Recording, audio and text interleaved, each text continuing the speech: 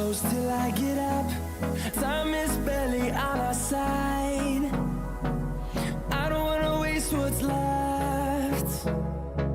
The storms we chase are leading us, and love is all we'll ever trust. Yeah, no, I don't wanna waste what's left.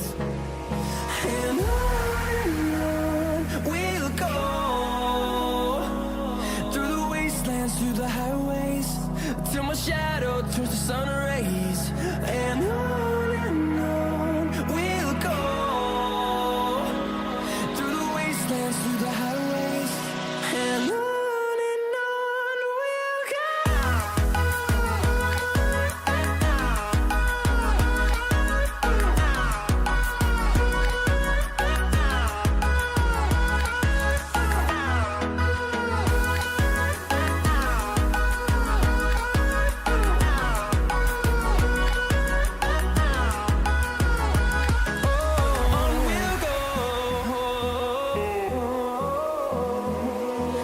Finding life along the way, melodies we haven't played.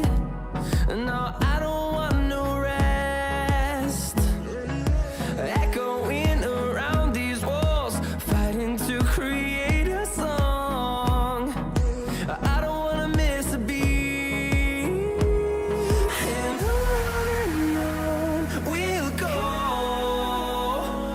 through the wastelands, through the highways, till my shadow turns to sun rays.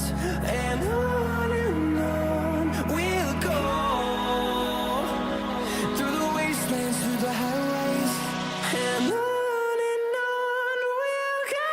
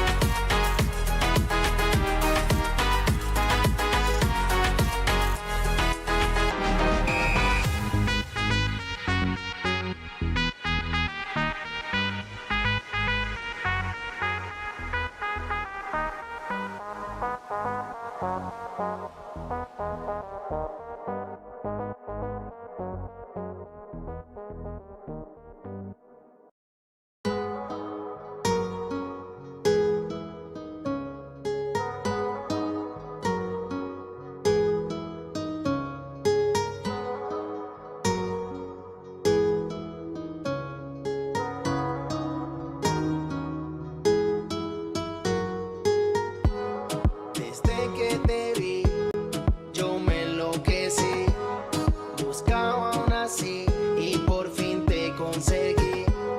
Desde que te vi, yo me enloquecí. Buscaba aún así y por fin te conseguí. Y ahora en mi corazón tú estás y ya no quiero a nadie más. Contigo bien quiero pasarla, mamacita, vámonos de fiesta. Y ahora en mi corazón tú estás y ya no quiero a nadie más. Contigo bien quiero pasarla, mamacita, vámonos de fiesta. Desde que te vi, buscaba aún así. Desde que te vi, buscaba aún así y por fin te conseguí.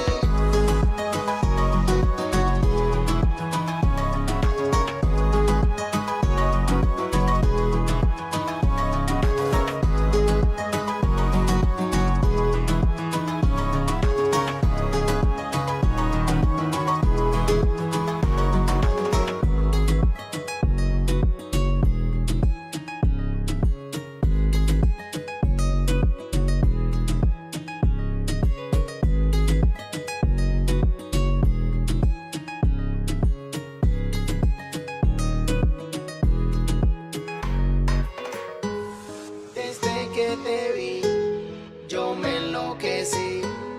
Buscaba aún así y por fin te conseguí. Desde que te vi, yo me enloquecí. Buscaba aún así y por fin te conseguí. Y ahora en mi corazón tú estás y ya no quiero a nadie más. Contigo bien quiero pasarla, mamacita, vámonos de fiesta.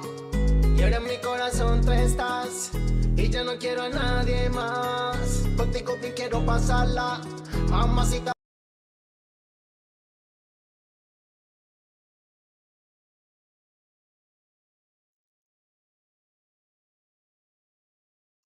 Hi. Hello. Hi, everyone. Hello. Okay. So I'm going to say hi. Let me see. Hi. Let me see who we have here today. Let me see. Let's see who we have here today. All right. Meowswood, I'm actually going to mention House of Dynamite. So I'll get back to you on that. Yes, Dubois, you are the first one. And Dubois, excuse my implied, sexism there by assuming your econ teacher was a man. Okay. Excellent critique. Let's see here. Doug. Yeah, hello, Doug. Hello, Doug. Okay. Um, do I sense a little jealousy there, Doug, in that statement? Yeah, you are Dubois. Just kidding. Okay. Hello, Drusilla. Hello, Drusilla. Meowzord, why are you crying, Meowzord? What happened? Okay. What happened? Hello, Demosthenes. Hello, Demosthenes. Uh, um, okay. Yeah, Doug, there's a lot of people here early. Hello, Louise. Hello, Louise. Got all the good folks here. I have not Drusilla. Yes, thank you for putting that in Rex. I'll take a look on it. The War on Science book. What else? What else we got here? I am also getting caffeinated. I got my tea right here, my Earl Grey, because I'm like Jean-Luc Picard. Earl Grey, hot. Okay. Um, let's see here. Who else? Lee Lane, hello, Lee Lane. Okay, hello, Lee Lane and Alyssa, the two originals. Uh, okay. All right. You liked it too, Louise? Okay, excellent. So folks, I wanted to Demosthenes, I've seen is that the legislature is not planning on convening. Yeah, got you, Demosthenes. Okay, I was going to maybe talk about that. What's happening in Indiana? Thank you, Malzord. Thank you. It's kind of cold in here. That's why I'm wearing it. I think that's a compliment. If you like Banana Republic. But yeah, okay. Thank you. So okay, guys. So first of all, Meowsard just mentioned a movie. I told Meowsard he should see, even though Meowsard had already read about it and stuff. It's called House of Dynamite. It is on Netflix. Uh, Meowsard is right that the ending kind of leaves something to be desired, but I will make the argument later. I did. I absolutely forced you to watch it, Meowsard. Uh, um, but I mean, okay. Well, I'll talk about it later in the stream. Let's put it this way: I do recommend everyone watch it, though. Okay. Yes, the ending leaves something to be desired. I would make the argument they do that for a reason. Okay. But okay, we'll talk about that. But I do recommend everyone see it. Okay. Uh, I'm still kind of amped up from it because they never, Meows, I don't know about you, but they never really like let your emotional state come down at the end. So like after it's over, you're like, what? Nothing? That's it? Okay. Anyway. All right. So, all right. Let's see what we got here. Sinele, welcome back, Sinele. How are things going there in South Africa? Um, how are things going there, Sinele? Let me see here. Hey, y'all. I'm transferring from my uni. It's a PWI because I saw someone wear a hijab. Sinele, that is terrible. I saw someone wear a hijab for a Halloween party. That was my last straw. Yeah, Sinelli, that would do it. That would do it for me. Uh, that would do it for me, Sinelli. Um, that's pretty racist, Islamophobic, etc. Yeah. Okay. Um, I'm so sorry about that, Sinelli. Anyway, horrific. Okay. Islamophobia becoming a really, if it wasn't already, obviously, becoming worse and worse everywhere. Though I will say, luckily enough, there was an election in the Netherlands yesterday, and the far right party didn't win. That's about the only good news I've seen on this front. But like all over the place, though, Islamophobia is rampant right now. That's really gross, Sinelli. Anyway, okay. So, folks, right, I agree, Louise. So the first thing we're going to do is this, okay? Ugh. I actually made a presentation today about what's happening in Sudan. Um, but I'm going to hold off on that because I wanted a little bit more time to make it. I'm still working on the. I know you all hate me. I'm still working on the one about the Sengoku period of Japan. But regardless, I am going to. What we're going to do is something a little different today. And then I'll probably do the one on Sudan on Saturday or tomorrow or something like that. Hello, SoCal, okay? Because it's another kind of genocide. It is a genocide. Yes, Brazil. I think you all hate me now. Okay, no, it's kind of genocide that's happening right now. Okay, so what we're going to talk about today is I found a video on YouTube about a guy. I think he's English who went into I think it's West Virginia or to Tennessee. He went into Tennessee to some of the places called the most racist towns in America, and he interviewed people. And there is a video on YouTube like that that a lot of people have seen. It's not that one, unless maybe some of you have seen it. We're going to watch that together, but we're going to approach it in a certain way. Okay, I'm going to let me put my face up here, or let me put the screen up here. Okay, so in front of me right here, or on the screen, is a couple of interviews that were done with formerly enslaved people. Okay. And I promise you're going to see my point here. Okay. While we're watching, I'm doing all this to sort of, all right, I need to slow down. Okay.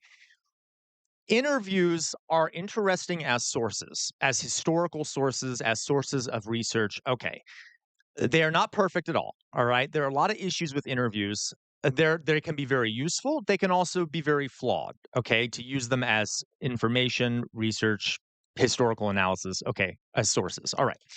So, I haven't seen that video about that I'm gonna be showing you, but I want us to approach it kinda like academics. So what I want to do is read to you 2 interviews, short interviews from formerly enslaved people in the United States, talk a little bit about what we should look for when we're watching interviews, okay? How to look at them academically, how to sort of parse through what can be taken, as good info, bad info, things like that, okay? So these are 2 interviews with, like I said, formerly enslaved Americans. So in 1937, during the Great Depression, FDR implemented a ton of social works program. One of them was to have a bunch of historians and writers and artists go out and document American life. He had a bunch of American historians, for example, go out and interview formerly enslaved people, take pictures of them, to try and capture that history before those formerly enslaved people passed away. Okay, and the compiled thousands of these interviews. with formerly enslaved people. All right. So this was done in 1937. All right. And um, I'm just okay. So couple things here before I read it to you. All right. There are two versions of this interview. The first one was the interviewer basically writing down exactly what the interviewee was saying. Okay, as best he could. Because, folks, a lot of enslaved people developed their own dialect of English because they were isolated from the rest of American society on these plantations. They really only spoke to each other a lot of the time. So they developed their own dialect. And a lot of times, this dialect also allowed them to speak without their violent, cruel masters overhearing what they were saying. Okay, because of this, formerly enslaved people, it was kind of hard for non-enslaved people to interpret what they were saying, and this has often been turned into a racist trope. There's nothing wrong with the way they speak. It's a different dialect of English. I just want to put that out there, because all right. So let me put that out there. So this is the first version of one of these interviews. This was an interview with William Colbert. Okay, correct SoCal, okay? This is an interview with William Colbert, who was a 93-year-old formerly enslaved person from Alabama, okay? The interview was conducted by John Morgan Smith in 1937. So we need the context, right? That'll impact whether we can trust this source, etc. Okay. Okay, so this is the question that the interviewer asked him, okay? Interviewer, well, Uncle Will, tell me something about the slave days. Was your master good to you? All right. Now, I am not going to read to you the first what he said originally. Why? Because it is, first of all, very hard to understand. In one, I don't want to come across as being disrespectful, okay? Because there is an image in the United States of white people trying to mimic this. I don't want to do that, even though that is what he said, okay? So what I'm going to do is I found a translated version of it. Um, Now here's an issue, right? Not only is it do we or can't did the interviewer possibly mistake what he was saying previously? This is then someone else translating it, so this might even be less accurate. Regardless, this is what he said, okay? This was the question that, the interviewer asked.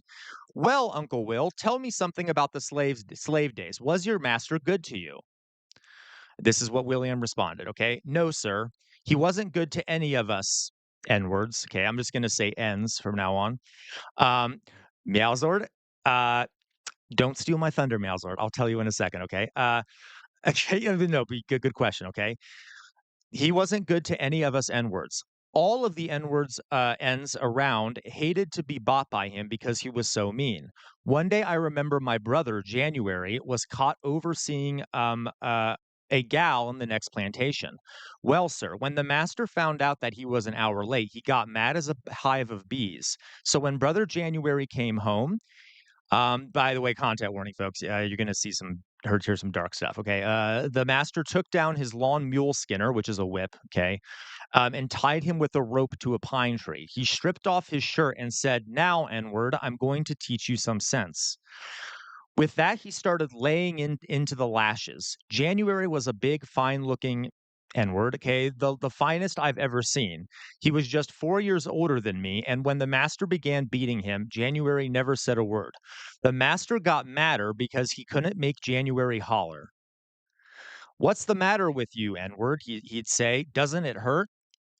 January, he never said nothing, and the master kept beating till little streams of blood started flowing down January's chest, but he never hollered. His lips was quivering and his body was shaking, but his mouth never opened. And all the while I sat on my mama's and Poppy's steps crying. The N-words were all gathered and some of them couldn't stand it. They had to go inside their cabins. Okay, awful, right? How do we think So Meowsword asked an interesting question. We don't know whether this interviewer was black or white. That is something you have to be aware of. Who is the interviewer, right? There might be certain occasions where certain interviewers might make the person not want to tell them the truth, right? Okay. So who is the interviewer? Second, The question that the interviewer asked at the beginning, "Well, Uncle Will," by the way, uncle could be a, sort of a racially charged term. He may be an uncle, but okay. Well, Uncle Will, tell me something about the slave days. Was your master good to you? Even the framing of a question can change the response that an interviewee gives. Okay. Uh, Also, remember, this guy is 93 years old, the interviewee. Now, we all know that he is accurately describing how slavery was. 93 is very old. Okay. That would also mean that it was like right, Fox Emblem. Okay. That'll also mean that it was over, what, 50 some years ago since he was enslaved. So is his memory fully accurate? And he's 93? It's unclear. All right. And depending on it appears he was very honest, right? What does appear he was very honest. At the same time, we can't be sure, right? And plus, if I read to you the original, you would see there's a lot of words in there that are kind of unclear what they mean. Who knows if the translator translated them correctly? All right. What I can say though is that this interview aligns up with a lot of the rest of the stuff we know about slavery, so we can kind of verify it by looking at other stuff. Now, all right. So some issues with interviews. Let us go on to the next one. This one's shorter. I want to read you another one. Okay. This interview is commonly cited by people trying to downplay the cruelty of slavery. All right. And this kind of goes along with what Meowsord had said previously. All right. And I can't stand it. I've seen this in like some right-wing publications quoting this interview, which is just bad history. You'll see why. Okay. So here's the second interview with a different enslaved person. This interview was with Tempe Hurden Durham in North Carolina. The interview was conducted by a white interviewer named Travis Jordan in 1937. Durham reported that she was 103 years old at the time of the interview. A few things here. It's important to understand context. So in the 1930s, there was a massive rebirth of the Ku Klux Klan. Okay, I mean, the Ku Klux Klan was very prevalent in North Carolina. Segregation was still going on. Racism was rampant. Imagine you're a former enslaved person who's 103 years old being interviewed by a white interviewer whose intentions you're not really sure about. Now that you know that, let's see what this formerly enslaved person said in the interview. So when asked about the slave days, this is what she said. My white folks lived in Chatham County. They was Master George and Miss Betty Hurden. They had a big plantation and raised corn, wheat, cotton, and tobacco. I don't know how many field ends they had, but he had a mess of them, and he had horses too, and cows, hogs, and sheep.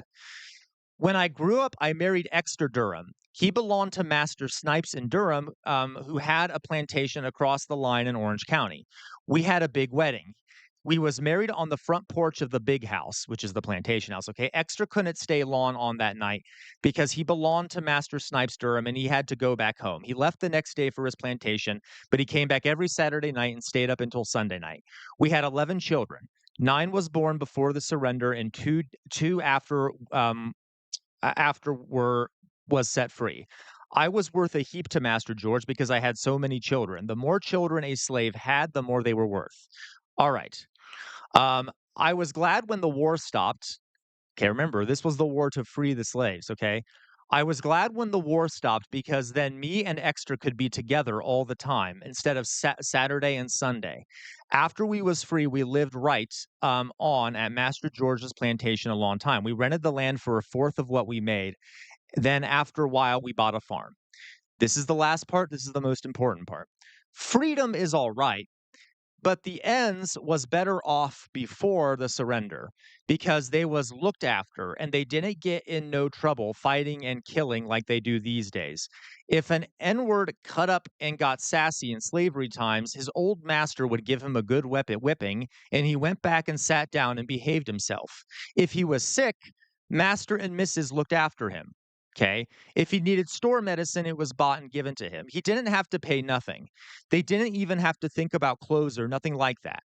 Maybe everybody's master and Mrs. weren't as good as Master George and Baby Betsy, but they was the same as Mommy and Poppy to us N-words. Okay. Why do we think okay, 2 questions. 1, do we think she actually believed that? Do we think that she actually was unhappy that the South surrendered and she was granted freedom?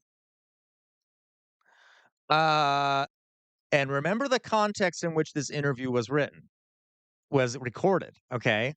There was a white interviewer in 1937, in 1937, Southern North Carolina during the Great Depression who interviewed this 103-year-old woman, okay? I think you all know the answer to that. It is exceptionally unlikely that those were her actual thoughts on the issue, right? Um, oh, did I? Thank you, SoCal. I'll make sure. I tried to get rid of all of them. I may have missed one. My apologies there. Thank you. Yeah, it could be that she has Stockholm syndrome too, Meowsword. Um, and that is possible. I would suspect, though. Let me give you an example here, okay? There is a portion here where she says, and think about this. This is a contradiction. She says, "I was glad when the war stopped because then me and Extra could be together all the time, except on Saturdays and Sundays." Folks, the reason they were able to be together was not because the war stopped, it was because slavery ended. But instead of saying, "I am happy because after slavery ended, we could be together," she said, "After the war ended, we could be together." It's almost like she's trying to avoid saying that she thought slavery was horrific and kept her apart from her loved one and stuff, right? Uh, she uses very careful language. And by the way, even at the beginning, she says here, uh, she says here at the beginning, uh, my white folks. She doesn't say my owners or like the family that owned me. She says my white folks, which is understandable in her head. Yes, Alyssa, in her head, slave owners are white. People who catch runaway slaves are white. People that abuse you are white. So why would she say anything negative about slavery to a white interviewer? Okay, the fear, right? So okay, and these are real interviews, by the way. All right. So my point here is this, right? If we just had these 2 interviews, how would we know which one was right, right? If we didn't know anything else about slavery, it'd be hard to tell. But since we do know a lot, we know that likely the second one is not an accurate description, is biased, okay? Uh, I mean, doing for exactly. She's trying to practice her self-preservation, okay? Is it possible that she thinks those things? Yeah, because enslaved people were human beings. Some of them, I'm not okay, but you see my point. It's not a reliable source of info. All right. So thank you so much. That's so weird. It keeps blocking all of your. Yeah, possibly, Meowsword. Very possibly. Okay. Um, It might have been like conditioned responses. Thank you, Matt Guy. Thank you very much for the super chat. Matt Guy says, what does Matt Guy say? I just forgive me, Matt Guy. I'm trying to find it. Oh, here it is. Matt Guy. I hope I get pinged when streams happen. That's weird, Matt Guy. You should have. Okay. Uh okay. So Big Brother might be watching, okay? No, you're absolutely right, Fox Emblem. It was transferred into prisons and to chain gangs, right? I would say this though, Fox Emblem, chattel slavery did end, okay? But it transferred into a different type, if I should say that. Okay, anyway. So all right, guys. Chattel slavery ended in the United States, I should say, in most ways. Okay. But there are many other forms that it transferred into. Okay. So guys, all right. So now that we've talked about that, while we're watching this, okay, I so I've seen things like this before, but my brain, I guess because of the time I spent in academia, always is like seeing things where I'm like, I don't know if that's a good way to. I don't think we can get very good information out of these interviews because of who the interviewer is, because of the political climate in which he was asking these questions, because that there's a camera there. By the way, like if you have a camera in an interview, or like if you're an anthropologist using a camera somewhere, people act differently when there's a camera nearby, right? Okay. Um, so interviews as sources can be rough. You need other forms of verification and things like that. So I don't want us to, and another thing here too, folks. A lot of the folks in this, from what I have seen, and in just like kind of going through it really fast, like sliding with the little slider, okay, are very low income people who are an oppressed group. Okay, yes, some of them may be very racist. I assume we're going to see that, but also no. Um, yeah, yeah, absolutely, Fox. Uh, some of them, uh, yeah, right, Fox Emblem. Okay. Some of them, so two things I want you to think about. One, how is this not necessarily accurate? And two, um, why do these people think the way they do? Who does it benefit that they think this way? Because you're going to see these are not well off people. And a lot of times, impoverished people who have been abused by the capitalist system over time. Well, I don't want to give anything away. I mean, I don't want to make any predictions. Okay. Uh, okay, yeah. Fair, oh, hey, fair meowsor. I use the translated version. So yeah, but meowsor again, and that's. But again, do we know that was a common talking point at the time, right? Amongst white people, was that black people were better off under slavery. She could have just been parroting. She literally could have just been parroting what she had heard other white folks say. That and your Meowser, it's possible she did believe those things, but but the context makes it unclear whether she actually believed it or not. If that makes sense.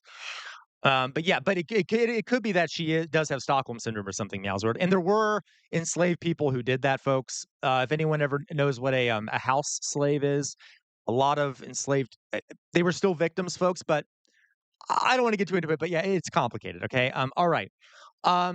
So while we're watching this again, who does it benefit that these people think the way they think? Okay, and how might these interviews be skewed or not accurate representations of reality? I'm also nervous because I haven't seen it, and okay, well, we'll see. Let's see. All right. Yeah, right, Mithril. Okay, so here we go. Let's watch it together, folks. It is, I think, like it's 41 minutes long, so I may pause it occasionally. Um, and also just keep an eye out for ethical things. I also have an issue with some people on YouTube who I think are unethical in how they do interviews. But anyway, let's watch this together and see what we can get out of it, knowing that it's going to have a lot of interviews. Okay, here we go. Informational purposes only. It covers real people, real stories, and raw environments, not to glorify violence or Hi, hate, but pizza. to shed light on Hey, reality. Mithril. The content has also been censored to comply with YouTube's guidelines. If you go to Dingus, I don't think you'll come out. They told me not to come here. Oh, you guys watch it on VC. I need to ban VC. You all keep stealing my thunder. Okay. Said these hills don't take kindly to outsiders. Yeah, there's white and black neighbors, I guess. Black neighbor or a white neighbor. Oh, this is starting off strong. Jesus Christ. Okay. I don't know what name. Especially not someone who looks like me. A couple black folks come into town walking. They wanted to go to Logan, and one of them got killed up there. The population is 98% white, and the silence says more than words ever could. You know, sometimes we feel like we have a pretty good understanding of what's going on and what to do. And sometimes we absolutely do not. This is southern West Virginia, Mingo County.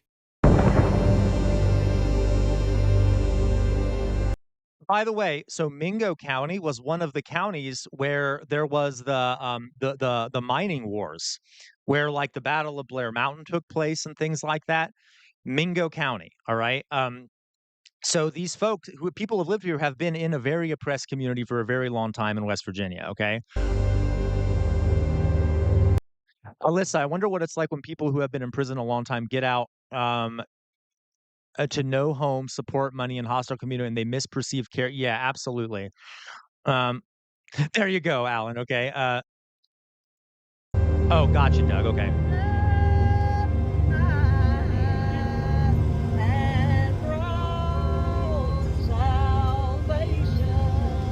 A place buried in the mountains of myths. One of them being only one black man ever made it out alive, a preacher 100 years ago. Much of this history has been wiped away or ignored, erased from the history books, hushed in conversations, but not forgotten, not here. But just recently, right here in West Virginia, a couple was arrested for holding people in slavery. If you look at the images, it looked like an What? They were arrested for holding people in slavery? Going back to what Fox Emblem said, Jesus Christ. Oh my God. It said here, okay. old school plantation. These kids were targeted Yes. because of their race. They decided to adopt 5 black children. Putting their adopted black children into slave labor. This isn't the 1920s, it's 2025. Oh my God, Sinelli. I'm not surprised, Sinelli. Oh my God. Sinelli says we have a whites own. Yeah. You'd think that that'd be over, right, Sinelli? Because isn't apartheid supposed to be over, right? In theory. Okay, Sinelli, you have a whites-only town here in South Africa, right? Shocker. You have to be a white Afrikaans, a Calvinist Christian, I think, and speak only Afrikaans, and they have their own currency. I need to look that up. That's disgusting. Okay. Jesus. Okay.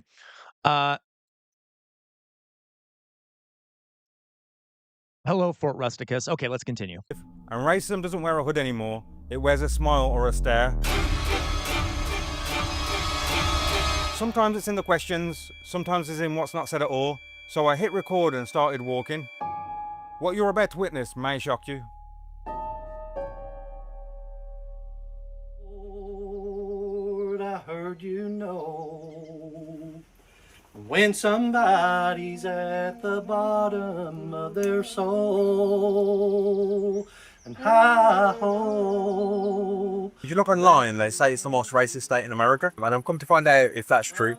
The richest state? The racist. Most racist. Racist? Yes, it is. Why do you think people would say, don't come to Dingus? Honestly, she sounded kind of proud when she said that, didn't she? Fox Emblem. It's a cultural problem, irregardless of capitalism and the suffering white folks the suffering of white folks due to it. Hella messed up, but not this bad. Oh, I'm sorry. Oh wait, no, the suffering white folks due to it doesn't excuse any of this. Fox Emblem. You know, I disagree with. I mean, I'm sorry. I agree with you, but a materialist perspective would say that it is a weapon. It is also a class weapon. Racism is. I'm not excusing these folks. But I think there's less excuse. Let's put it this way: there's less excuse for people who aren't in poverty that think this way. I know what you mean, Fox Emma. There is a big cultural problem there, and I don't want to be class reductionist, as you know what that is, of course, Fox Emblem. Okay, all right. Well, they're not used to people like you.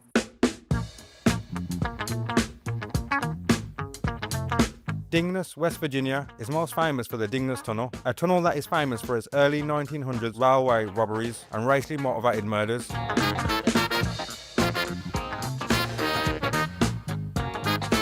All this bloody mango. Yeah, this county's kind of wild.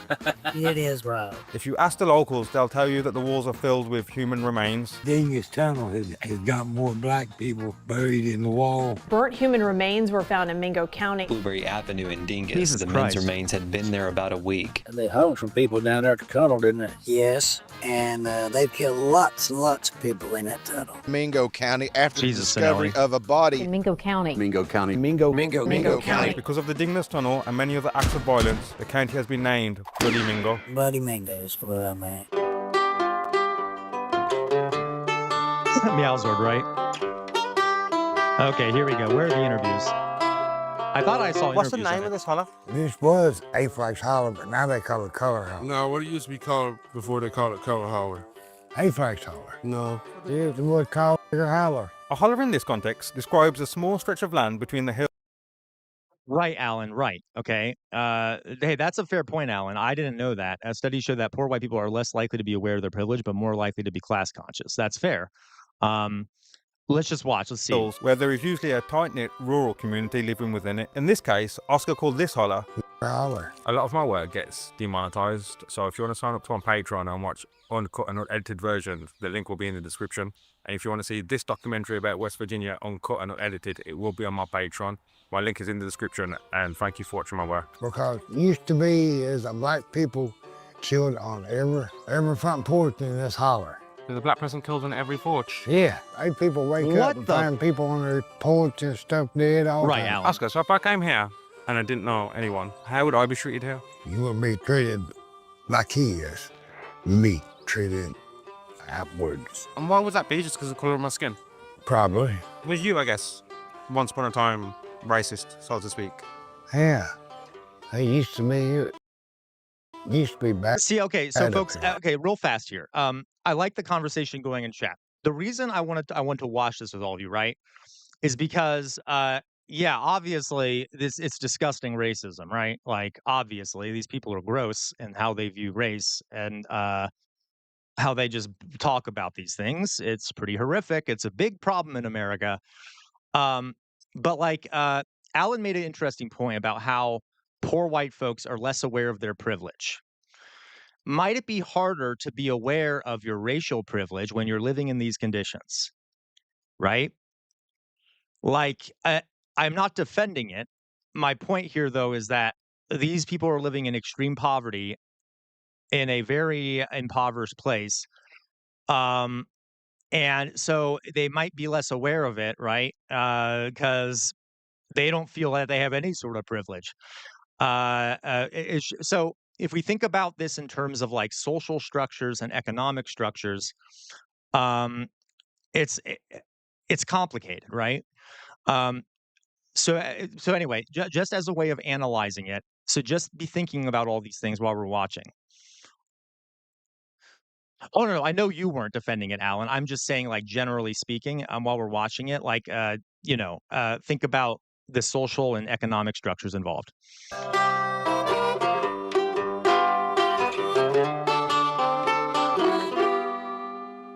Mingo County has a total of 22,000 people. Many people in the county have only seen 1 or 2 black people in their entire life.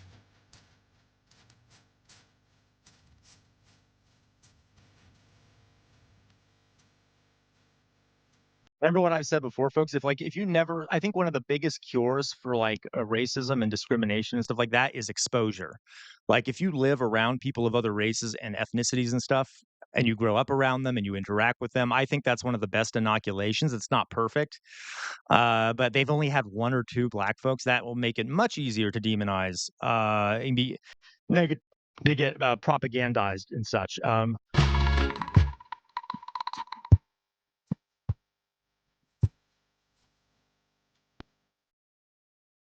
you think Dingus would be better with no black people? Well, no, there isn't any Israel. What? Black people live here. Yes. For real? Mm-hmm. I was one.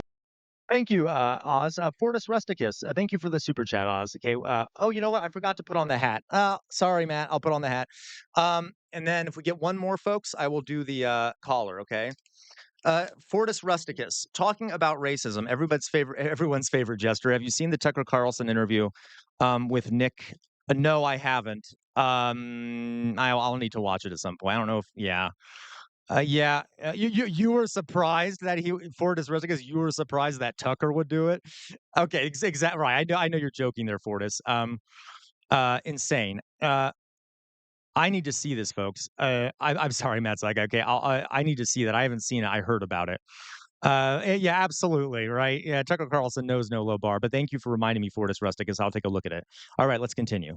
Me of dirt, and then there's a bunch that lives down there. There's just a couple of sets. What kind of racism have you experienced living around? Oh man, just standing out, I guess, a little bit. But I mean, if you play sports and stuff like that, that helps out. And bro, how are you treated living? If you play sports, that helps out. If you play sports, that helps out. I mean, so that is also a racist thing. By the way, the idea that black people's body are only for the entertainment slash viewing of white people, and sports was there you go in your groove. I've heard in many places that black people are only respected if they are in playing sports and then they win for white folks.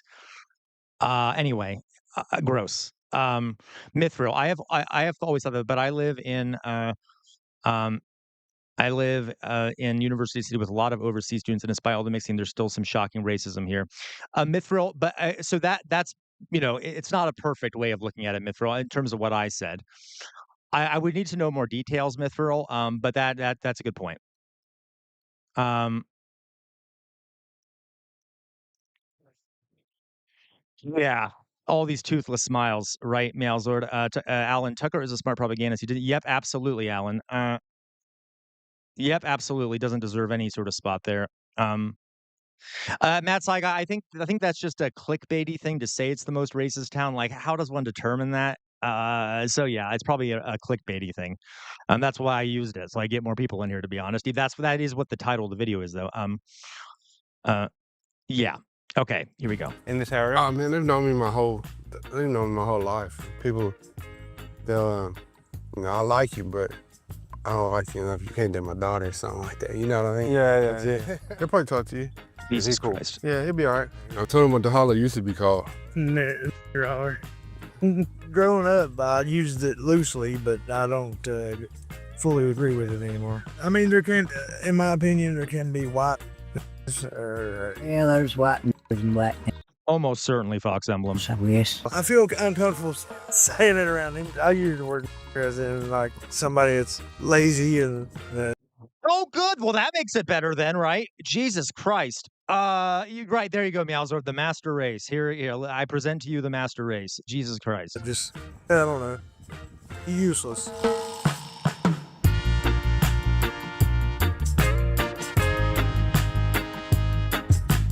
If you're honest, do you feel like these people don't like you, even though they may not say it to your face? Yeah, sometimes. I call a white person clicking with a black person, you know what I mean? I mean, you can tell, man. You can tell. What's that term mean? So to you, it's like if you call it a white... It's just a lazy piece of shit. You know what I mean? Somebody just worthless. Even if somebody is. Oh my God. Okay, I'm sorry. That's so gross. Jesus Christ. This racist Jesus. thing gonna let me know that the race is not up here really because they've known me my whole life. It felt strange. A black man in a very small town being one of very few. Would it really be possible for him to recognise racism as it happens, even when he has been around it his whole life? And an even more interesting question, if he doesn't know any other way of life, how much would it really matter to him?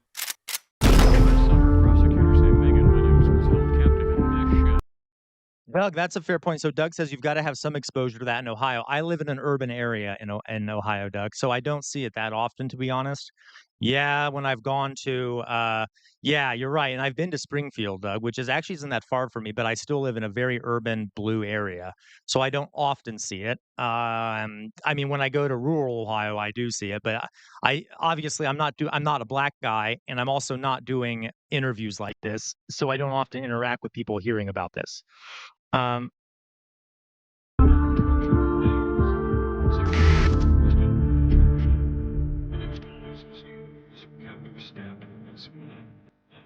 What would you say if those people who refer to West Virginia as a racist base? Let me ask you this. What place ain't? What place ain't? You are listening What is to that? news? What place It will be refreshing to have a classy, beautiful, dignified First Lady in the White House. I'm tired of seeing an ape in heels. You're watching. Oh my God. Okay, by the way, I was thinking that, well, we're obviously seeing that the interviewer being black isn't stopping them from saying whatever they want so far. Yep, right, Fortis Rusticus. Yep. So clearly they're okay with just saying it right to his face. Okay. Jesus Christ. Yeah,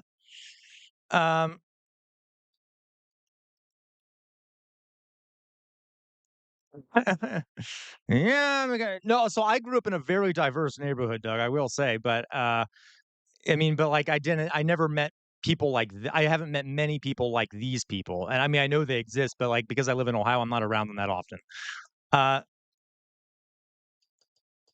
Yeah, oh, I know, Meowzord. Oh, I believe it. That's my point, Meowzord, is I bet a lot of these people are actually not saying how racist they are, right?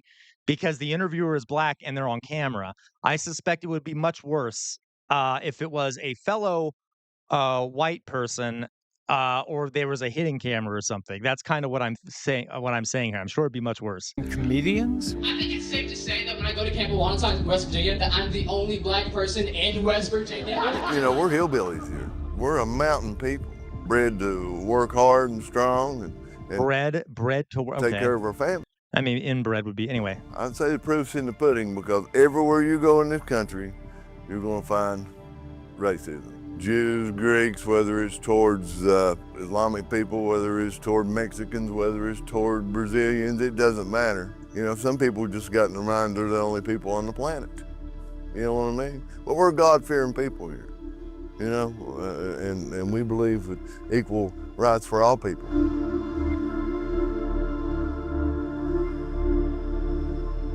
Does he though? See, this is why you can't really trust that interview. Interviews like this.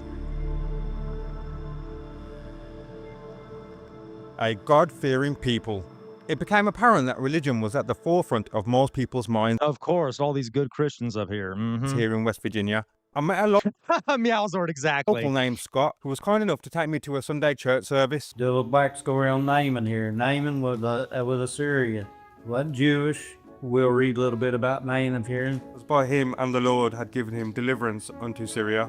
Jesus He was Christ. also a mighty man in valor, but he was also a leper. Before getting here, I was really nervous, really scared. Since I've been here, I can say 95% of the time, I felt. Jesus, what an attract. I'm sorry, it's not after dark. I can't make that comment. I shouldn't objectify. Anyway. Fine. So good to meet you. It's a pleasure to meet you. Every white person I've spoke to, or majority of white people I've spoke to, say there's no racism. Damn it, Meowzord. In the town. I didn't say There's it, you people did. up there that will rob you. Had nothing to do with the color of my skin.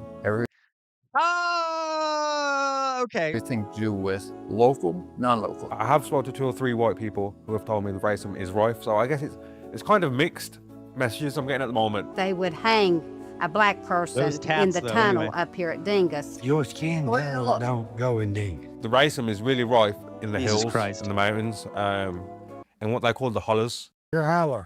You're a holler. My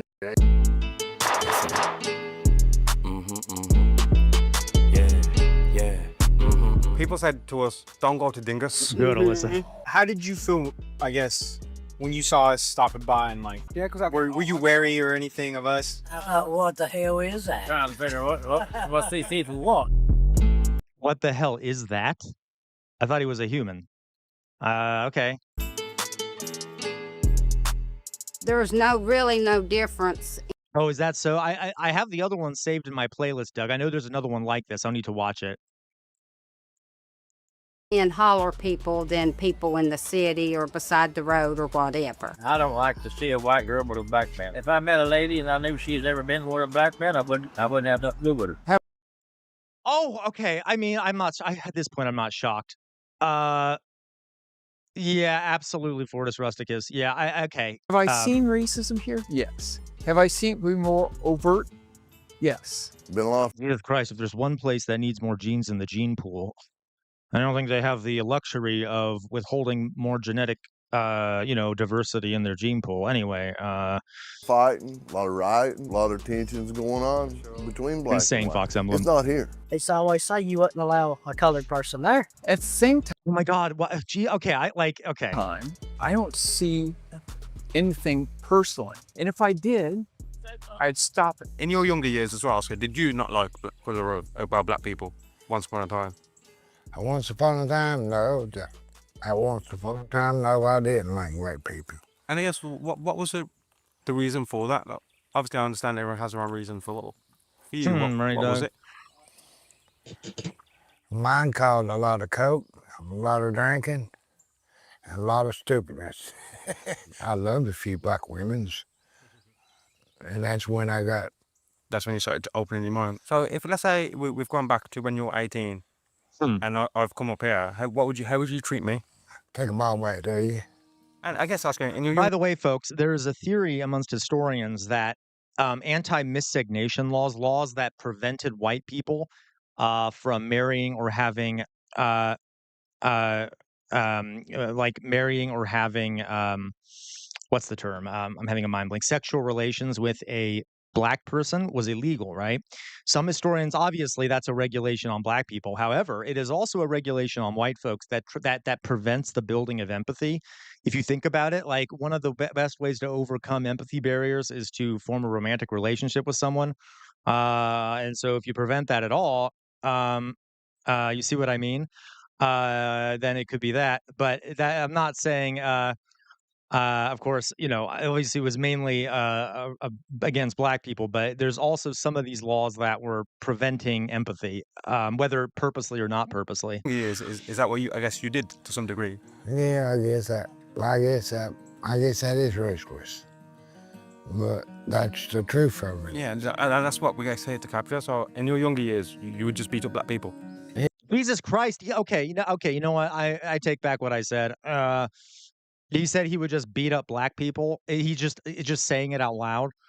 All right. I'm sure the police in this area would have handled that, right? Right. Okay. Yeah.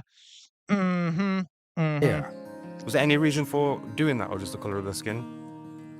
That's about both sides of it. Have you got any children? And me, I got 5. And if they married a black woman or a black son, how would you feel? I wouldn't like it too well, but I wouldn't disown them. In this environment, would you prefer it if it was all white? If you're honest. No, not now. Used to be, yeah, but not no more. So what was it? He kind of paused a while there, though, didn't he? I think for good for you then, Oscar, that changed. Right. When did you realise, I guess? When did I change? Is when I finally opened my eyes, I guess, and realized America is America, and it take different people to make the world go around. Yeah, he is. I agree, Matt Saga. He seems genuine. He really does. Okay.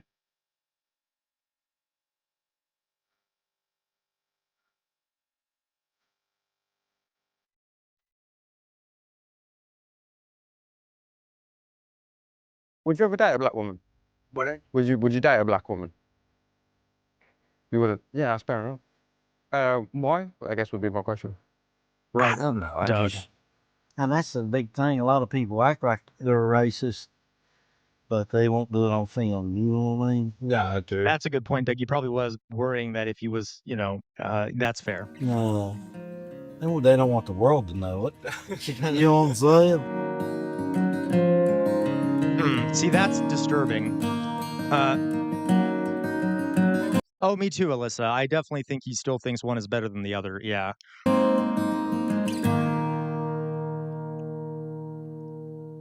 Even this type of racism felt innocent in a strange way. It didn't feel malicious. It felt ignorant at worst. I don't care, man, honestly. I just look at it like ignorance. If you have pride, whatever pride you want to have, well, I don't care. Do you think there's good black people as well as bad black people? Oh yeah, there is good black people. I had some black friends. Me too. But that's Oh God, the black friends thing. still don't mean that the wrong blacks come through that we ain't. Yeah, that still shouldn't be here, really. Do you like living there, bro? Jesus Christ. And I moved back here to help my grandparents and stuff out, but I moved from San Antonio, Texas in December. So, I mean, had I not grew up here, I probably wouldn't, be my favorite place. But like I said, I could go anywhere around here. I'm all right. And I hope that you all leave here with a different understanding of what West Virginia is than when you came up here. Because we're just loving people, Billy. God-fearing Christians. These people, oh Yeah, my gosh, this Drew, guy it's does bad. this for his neighbors, this guy does this for the homeless, this guy does this, but he's lost. Right. You know, Meals that's order. just like a lost person out in the world. You can do all this great stuff, but if you're lost, Just because people call themselves Christians don't mean they are. Or they call themselves Pete, they don't mean they are. Or they follow God or whatever. So I just after church that was invited to with Scott on a Sunday morning, where you just Okay, Fox Emblem. So, Fox Emblem, let's talk about this a little bit. I just wanted to read this real fast. Fox Emblem says it's literally reconstruction for generations that's required. Yeah, Fox Emblem, wouldn't you say a large part of that reconstruction would be economic, though? It proved wouldn't take the cultural racism. So would you then say, Fox Emblem, that these people are just fundamentally racist, bad people? There's nothing to do about them. They should just be discarded, essentially. And the reason I'm saying that is because, the interviewer, he's like, here's the thing: regardless of why they're racist, it is still extremely harmful for non-white people, right? That they are very racist. But like, but that leaves us with the same problem. If we just say, "Oh, well, this group of people specifically in this area just happen to be fundamentally bad people that are worse," okay, that makes it so that how can we change it? You see what I mean? Oh, okay. No, I understand, Fox. I mean, it would take generations, right? It'll take generations, and already a lot of places in this country. Yeah, that's for sure. Um, yeah, Alan. So right, Trump failed. Okay. My folks. Okay, and I don't want to give the wrong impression here, folks. I think all this is repulsive. I am trying to understand what we do about this, right? Uh, and like, you see what I mean? Like, if we don't figure out why these people think the way they do, regardless of how harmful it is, if we don't connect with why that, not like connect with it empathetically, but understand it, we won't be able to combat it. And I do think a lot of folks dismiss these people, okay? Because they are racist and they're horrible, right? But like, for example, I studied fascism not because um, not because not because I don't hate fascists, but because I really wanted to understand the enemy, right? Or understand like where that thought process came from. So I think it is important that when we do watch these things, right, we try to think larger picture. What is causing this and things like that. Um, okay. So forgive me. I just wanted to throw that out there for everyone. Just always, I guess, what happens on a church in rural West Virginia on a Sunday morning, and I haven't encountered anything other than love, which is crazy, I guess. But well, not crazy, but yeah, I thought things would be very different. That's fair, So Meow's when Lord. you just shot that, no one's gonna come over, no one's gonna say, "What are you doing?" Or No, I've never seen a shotgun in my life. Yeah, I've American seen a lot of Doug. AR switches. Shit, let him shoot it. shoot it. Just pull the trigger from here. Yeah, but hold it closer to your shoulder. Is that like that? Yeah. Yeah. Oh, Oh, Blake. give me the other one. What's another one? That No, gun, the other one. that gun's racist, dude.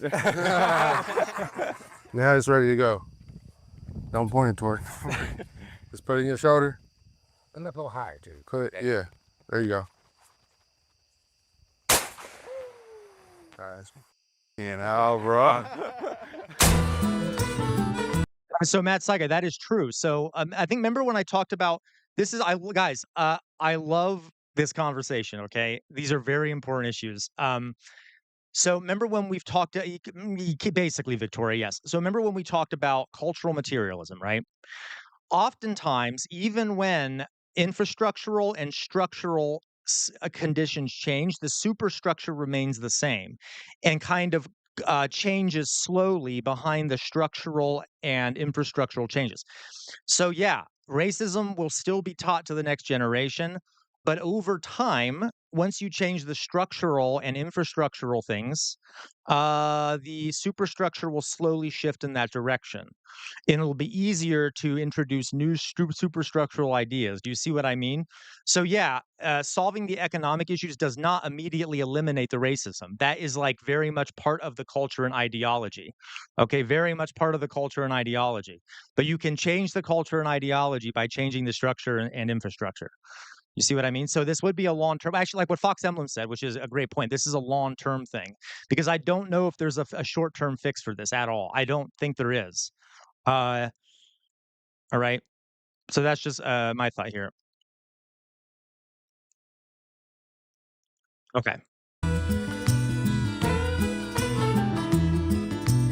Squirrel you hit with a buckshot, then you had to clean all the damn buckshot out when you're eating it. And they have You eaten squirrel before? Oh, yeah. You good?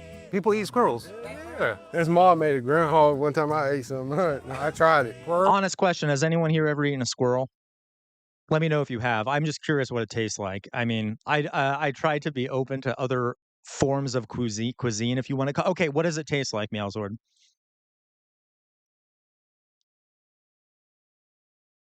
That's amazing, Fox Emblem. And honestly, Fox Emblem, good for you.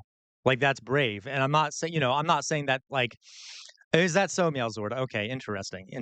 But really good for you, Fox Emblem. How would you cook a squirrel? Black people. Trouble going back, don't come around no more. Trouble stay away from my door.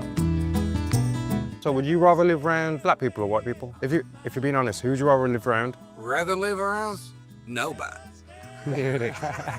While I was in Dignus, I became enamored with the people, and perhaps the affection made me feel blind to some of the racism right in front of me. The words that came out of people's mouths didn't always match the genuine compassion in their eyes. After all, I was welcomed everywhere I went. I was fed, included, even invited to an Independence Day celebration. It felt like a battle between good and evil, still hanging in the balance.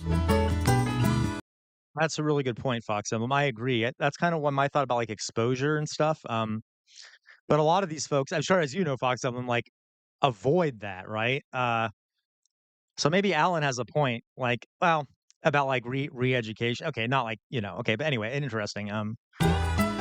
Fox Emblem, if you don't mind telling me, where did you like what state were you originally from? Were you from Florida originally?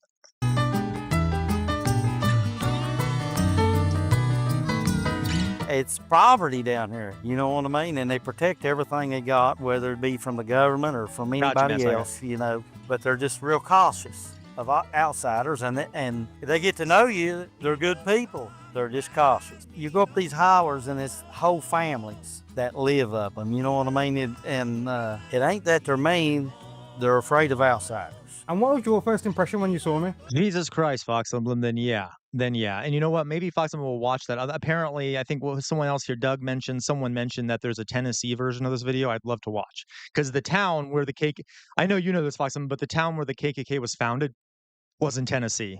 Is that so, Trumpfield? Interesting. I've never had it. That's why I'm asking. Maybe someday I'll get a chance to try it.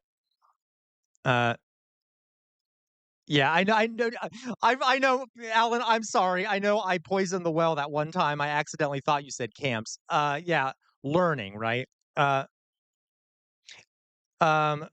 Okay, I know I'm a fool, Alan. Forgive me. Okay, okay, Russ. We're gonna talk about it for us right after this video. I'm gonna talk about the nuclear weapon thing. Okay? I don't know. I just say, what are these cats doing up here? Yeah, because you're just in a white man's world, You just don't see people your color there. I mean, it was all right, but yeah, listen, I'm just going to have to see what these guys are up to. Fascinating. Everything you've seen so far in this documentary has involved Mingo County, with a special emphasis on the town of Dignus. But how did we get here? Originally, our plan was to cover racism in southern West Virginia in general, but all roads pointed to Mingo County, then they pointed to Dignus, then they pointed to the Hollers. But let's pull it back to the beginning of our adventure. Keep me free from your spell.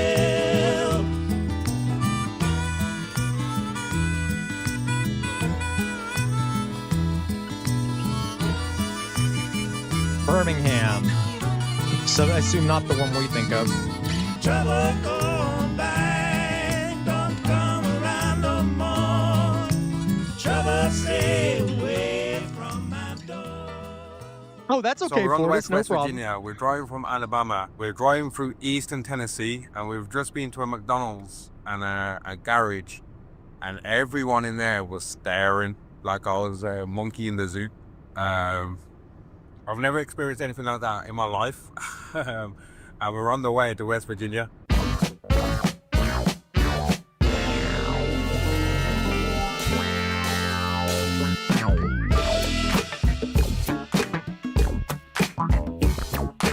So first impressions of West Virginia and Chatsworthville. We got here real late last night. It's beautiful, man. It is really, really nice and aesthetically pleasing to look at. My Airbnb host is actually Filipina, and has lived here for 50 years. They were so ignorant that they had no idea that the Philippines is different than China.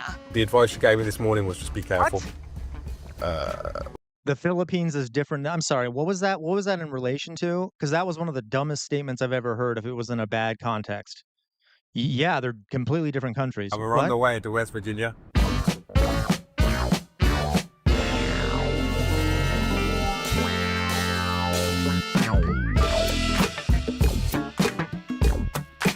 Jerusalem, Jesus. So first impressions of West Virginia and Chatsonville. We got here real late last night. It's beautiful, man. It is really, really nice and aesthetically pleasing to look at. My Airbnb host is actually Filipina, and has lived here for 50 years. They were so ignorant that they had no idea that the Philippines is different than China. The advice she gave me this morning was just be careful. Which hasn't helped with the anxiety. So we'll see what happens. Yeah. Early on, we tried to be more covert. So we took to the streets with my meta glasses to see people react differently than if we approached them with a camera. Black people, Oh, okay, you don't this is have smart. neighbors. This is very smart. A neighbor that's a black family. You don't see it in this community. Yeah, there's a lot of misconception around here. I mean, I remember one time there was a couple. It was a black man and a white woman, and they lived in a trailer and they got burnt down. And I hate to say this, but the black people that are here are very stereotypical of like the food. If you had to guess, what would you say what I What? felt it was? There's so many different, like I said, Africa and Egypt, Africa people and Israel, not all Israel. Oh God, here we go. Here's the Israel shit. I'm Jesus just documenting Christ. to see if racism is still here today in 2025. Racism? Oh, yeah. There's no racism around here. Not really. I mean, not more than you find anywhere else. Where y'all from? London. London. Long way from home. Very long way. Forgive me, folks. I had to reconnect the YouTube chat or the chat because it stopped for a second. Just make sure it's working now here. So, all right. Let's refresh cache. Let's do that real fast, shall we? All right. All right. I'm gonna just see this real fast. Hello. There we go. Okay. White people don't know that Asian people are, oh, I know. For sure, Meowzord. She immigrated to that backwater place from the Philippines. That was what she encountered. Oh, interesting. Okay. Oh, okay. I missed it.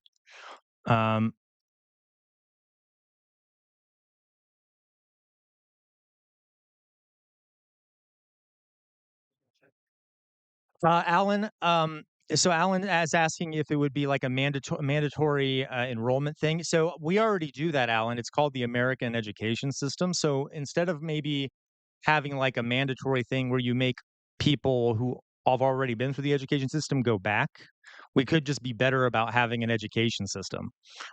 So I would say, you know what I mean? And if we did force people to go to education, we better pay them for it. All right. Okay, we'll continue. My neighbor up here, now he's a black guy married to a white woman, but there's a lot of people around here don't like that. Do people like voice that they don't like that? Yeah. What would you say to those people who say West Virginia is almost like a racist state, I guess? What would you say to those people? I know, Macy, right? No, I wouldn't. Well, Macy, everyone else has forgotten about it, so we might as well too, right? Anyway. There's a lot of parties out there that like to stir that up. We're all God's creation. Black people they're just like us, okay? And just like you. That's okay, Victoria. Their skin's just different. Do you have many black people in this area? No, not in this area. In Yep, Williamson. Meowzord, big problem. We need to fix it. Yeah, you're right, Fox Emblem. And I would actually recommend, Fox Emblem, I prefer we had a centralized education system, like where the states don't get to decide. There should be one centralized education system that decides for all the states. The quote unquote, the people overall should decide what the people learn. But of course, we need an actual democracy for that to work. But yeah, and we need to improve the graduation rates and shit because right now they're shit, as Meowzord. So if we approve the education system, that might get rid of the need. Like that'd be very helpful, obviously, right?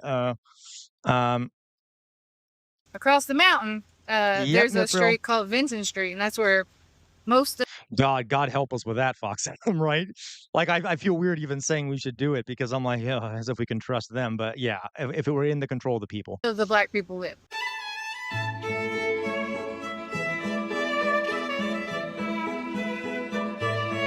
my God. Like the Confederate flag, like I'm becoming immune to seeing the damn Confederate flag.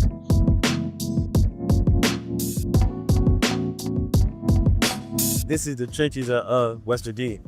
This area, yeah. Well, so the reason I come to West Virginia is because I've heard it's probably one of the most racist states in America. For you guys living here, would you agree with that? Yeah, they racist, bro. They treat us like absolutely Fox animals. Sometimes, like not everybody, but most. And to reinforce the power of the state. Like animals, bro. And is there certain places in West Virginia where you'd feel uncomfortable to go because you're black? Yeah, oh hell yeah. And is this area mixed? So do you have a lot of black and white people in this area? Yeah, we got a lot of black and white. So this is where mainly the black people are. What you see, you got a couple white people. So I'm going with it. See right there, get them right there. This is that we got white people all around. And how was you treated in school? Good. I was good at football, so you know. Again, saying that sports is what got them to be treated better. Disgusting. That's about it. Once football was gone, it was right there to the same shit. Yeah, I think that's recent. Have you experienced or seen much? Yeah. How do the police treat black people in these communities? They be on their ass. Oh yeah. They don't saying. We won't say it out. But they've done some bullshit. Y'all stick around long enough, y'all see them swing. We're documenting the You're racism. right, Macy, which doesn't work, right? And we're just asking people how bad it still is today. What's my bad word is? Racism. I come out on us with guns. And I said, what are y'all doing? I said, we trying to deliver your food. Oh. So they came out you with guns? Yeah, because my old lady. Oh, was your old lady black? Yeah. Was that the reason? Yeah. Oh my God. That's praising. Yeah. When they was to get off our property, what the hell y'all do? It was like, trying to deliver your food. You not want it? Do you think they look at everyone not white the same? I'm sorry. It is just hilarious. Oh God, it's hilarious how screwed we are. We've created like this toxic mix of very selfish people who are very undereducated and have tons of guns. Like something doesn't, one of these things, like it doesn't, that is not a good brew of things. Not a good brew. I think Xi Jinping is standing over there in China and laughing his ass off watching this mess. I mean, oh, okay. Ooh. No, they don't. If a person got racism, everybody ain't looking at no goddamn signs. They goddamn get hell on my land. Or, okay, you got to do. A lot of folks, I said, it's like 20 years behind time, man. A lot of folks are closed-minded. This is I'd rather be a nigga than a white man. Fortis. Any day, even in the fast life. Like that. Damn right. I really hate this to some because it goes back in ways as far as rules. To be honest with you, white man ain't really created a goddamn thing. From the lights to peanut butter, all thing we did is adopt that motherfucker to use his own goddamn mind. That's a good point in your groove. At least AI will put us out of our misery, right? Yeah, he was just a goddamn owner. But you own a motherfucking thing now, but your goddamn mouth. That's all you own. You own shit but your mouth. To be your usual pleasure, maybe be from Pakistan. Close. Very close. India. Okay, India. Well, that was my name. I hate that. Okay, guys. I have a family member who does that. Whenever, I won't say who, but whenever we get into a car with like someone who isn't white, the first question out of this person's mouth is, "Oh, where are you from? Oh, where are you from? Where are you from?" And I have tried to intervene multiple times, but then like if the answer is, "Oh, I'm from like Texas or whatever," the follow up is always, "Oh, no. I mean, like, what country are you from?" And I've tried to address this multiple times. Anyway, I did hear a little bit of that. A little bit in Indian, but I'm not real sure. Everything's real punch right there. This one might have been a tough one to catch. This man said I sounded Indian, when in fact I was born and raised in the UK. Not highly offensive, but a bit strange to hear. Anyway.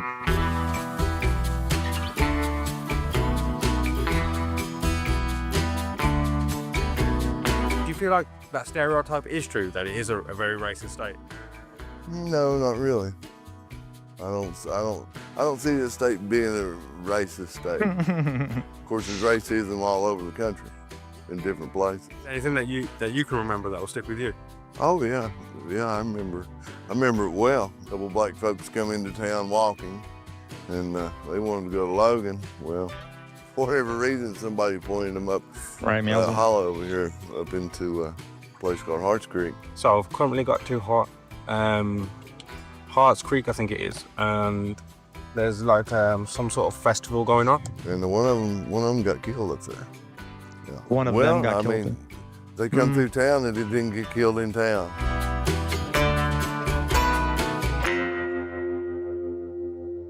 The main well, that makes it thing better, that we right? hear is the West Virginia is probably the most racist state in America. Yep, that's probably true. So basically, this is Hearts. This is town we've been told not to go to. The cashier told me it's very racist. This town is very racist, and she's not going to sugarcoat it. I'm getting a few awkward stares at the moment. I do feel very uncomfortable, but I'm going to try and walk through and speak to the locals and find out how racist this place really is, if at all. Are you from Hearts? Arch Creek? Yeah. It's a pleasure to meet you. It's a pleasure to meet you. This is like an amazing atmosphere. Yeah, I know, Fortis. I get you there, Fortis. It's sad because ethnically I'm Afghani, but I'm white passing at times. I'm glad because I don't get harassed by racists personally. I feel like it makes people hate their roots, which is devastating. Yeah, and Fortis, like in the United States especially, white, white. Being white becomes the identity, and all the other identities disappear into being white, and it's sort of destructive of other identities. Like you're white or you're not white, and then any other ethnic background or any cultural heritage or tradition disappears into that. Yeah, in a bad way. Okay. All right.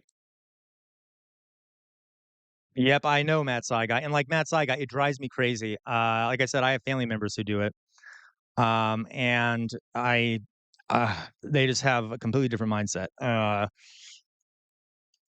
toddler told my friend straight to her face, "I don't like you." Oh my God, Macy, awful, awful, Macy, because of their skin. Right, Mithril, that's good. Yeah, but Matt Saigai, like that's kind of an aggression, though, wouldn't you say? Like even if you have an accent, uh, yeah. I don't know. I don't like it when people immediately ask someone where they're from. Um, anyway, let's put it this way: no one asks where I'm from, right? No one asks where I'm from. You know what I mean? Hello, Dolly Boy. No other white American asks where I'm from. Yeah, okay, I got you, Matt Saigai. Community is so nice. Thank you. London? I'm from California. How about yourself? I don't know. Have you lived here all your life? Pretty much, yeah. What's it like? So basically, I make films. Well, if you want to know, most of Harts Creek it's you're mostly okay, but just stay away from the backwoods areas with the simplest fact that a lot of people are racist in the backwoods. That's all I'm gonna say. Is there anyway? What is the backwoods? Like, what is that? A holler or what are you? It's like close to around the Holland. Like, yeah, for the most part, just stay out like the backwoods areas. You should be fine. There you go, doing well, Dolly But then Boy. again, How about I wouldn't know. All I know is like horror stories based on. I'm very much against racism. you? Hey, I get it, Mithril. I do. And the person that in my family doesn't do it because they're, racist or whatever. But I just don't want the person being asked to feel uncomfortable. Yeah, I mean, Drizella, like it's true, right? Like, I saw people on TikTok calling white people in US. Yeah, right, Drizella, because in the United States having a hyphenate, so like being white or being like European American or Indian American, or that makes you slightly less American. In a lot of ways, when it comes to our culture, our racial hierarchies and things like that. So white people don't want to be hyphenated at all. They just want to be called American. So I've met people before who don't like in a classroom, I said European Americans once, and they're like, "We're not European Americans, we're Americans." I'm like, "Oh, perfect." And then so same thing with African Americans, they're Americans. Mexican Americans, they're Americans. Okay, but yeah, the hyphenate is having that hyphen upsets people. Uh, no, Meowser, you're right. I guess what I mean to say, folks, I'm not. Don't get me wrong here, okay? I am referring to when people only ask people who are like have a different skin color than them, or have an accent that's different from them, where they're from, and they only do it for people who do have a skin color difference or an accent different. Yeah, exactly. It's like it's fine to like I ask people too, like in Discord, but I don't know what you guys look like, and so do lots of other people there. It's cool to see where people are from and stuff. But if like you're out in public and you do that, just because someone isn't white or whatever, uh, if you do it to everyone, okay, maybe, but all right. So yeah. That's why that's why I thought to warn you guys if you guys decide to go into the hack roots. When I first came in, I was Yalzord. very intimidated, if I'm very honest. Well, and that goes two ways. Me as a white man, if I go in Charleston or Huntington and I get in a community of blacks, I feel the same way. Even though they might. I know I'm being too woke here. That the word blacks, I just don't like it. I don't like it. I'd say it's okay to say like they are black people, they're black Americans, but like anyway, it's just a weird thing for May me. not be that way. It's just a weary feeling you get because Right, Mithril? you're the only one. You're out You see, here. yeah, you know what I'm saying? You're the only one. So Do you have many black people living here? there's about 8, 10. I have a lot. There's not a lot. There's some moved over in Big Ugly. Oh, that's actually, you know what, Meowzor, that's a good point. That's a good point. I might be being a bit too woke then. Actually, because yeah, all right. And there's after the son started going to school down here, but there's very few. But now you can go to these different cities to see how many girls have been murdered because of these evil kind of people. Not all of them's evil. They're not. But that. Not all of them, right? Not all of them. I mean, a majority, probably, according to him, right? But not all of them. That's what we have a problem with. This year, thousands of people from all over the country will visit West Virginia just for the fun of it. So far, everybody's brought up the same. Everybody knows everybody. Everybody's equal. I never noticed anything as far as black people. You know, Alan, that's probably it. The emphasis on the word like blacks. I'm like, calm down, okay? But yeah, you're right. In my school, everybody knows everybody. You grew up together. As soon as y'all went to school together, you knew each other. Nobody's really racist here. You know each other. You love each other. What would people say against West Virginia? Because there's a lot of nice people in West Virginia. There's a place called Dingus, West Virginia. Yeah, he probably thinks it's a war zone, right, in your group? Not sure if you heard of it. If Right, you Mithril? go down 65, it's the Dingus Tunnel. It's like a 1 mile long tunnel. And Yeah, I it's just agree, one Fox way. Emblem. I agree. And I agree. he was working with the black guy delivering furniture, and the black guy was joking and said, like, where do the black folks hang out in Dingus? And my dad's like, see that tree, the third limb down, you know? Oh, no. And that's Oh, that's my not God. the truth, the Dingus. I mean, you black people go in, they don't come out. If I go to Dingus, I'll Jesus be... Christ. No, I wouldn't. Right now, I wouldn't go out there just because of your complexion. Like, Yeah, that's what I told you. They gonna treat y'all like they would treat us. At first, they gonna try to approach you with some cool, but it be fake cool. They just be trying to get close to you, and then Yeah, right, Meowzord. you might get surrounded. Mithril, that's interesting. So we started off in Tatsonville. We went. Okay, They folks, told we're us don't getting go Hearts Creek. We went to the Hearts last Creek. part of this. They said don't come here. And we was in a town called Mingo County. Yeah. We went to Mingo County, and everyone we spoke to in Mingo County says don't go to Dingus. So where shouldn't I go while I'm here in West Virginia? Where would you advise me not to go? Stinks. Why not? What would happen if I go to Dingus, you feel? You might. Well, you might You get wanna know something? shot. They might rob you. They won't come out. Could we speak to you outside for like 5 minutes? Yeah. So we've pretty much been all over the small rural white towns This guy's in brave. southern West Virginia. And everyone has said, do not go to Dingus. But at the same time, it might be a terror tactic, like to build up a reputation. We don't want people of color here. Even like they might be all a bunch of little cowards and won't do anything when he gets there. But they don't want anyone coming there that's not white. So they talk big. They have a really bad rep. A lot of it comes from the history of the tunnel. People would sit on top of the tunnel and shoot the immigrants off the trains as they come Jesus. out. So, yeah. When I speak to black individuals in West Virginia, they say it's rife and they experience it pretty much. I could see it. I really could. As bad as some of the older generations were. The stories develop me each day, so I'm getting told don't go here or go there. It's not too bad. I go, so if that makes sense. So all roads have led me to Dingus, and now in Dingus, I guess, That's and so everywhere funny. else. All roads have led me to Dingus. Oh my God, this is so funny. So Anyway, just don't go to Hollis. Yeah. Do you reckon that'd be worse?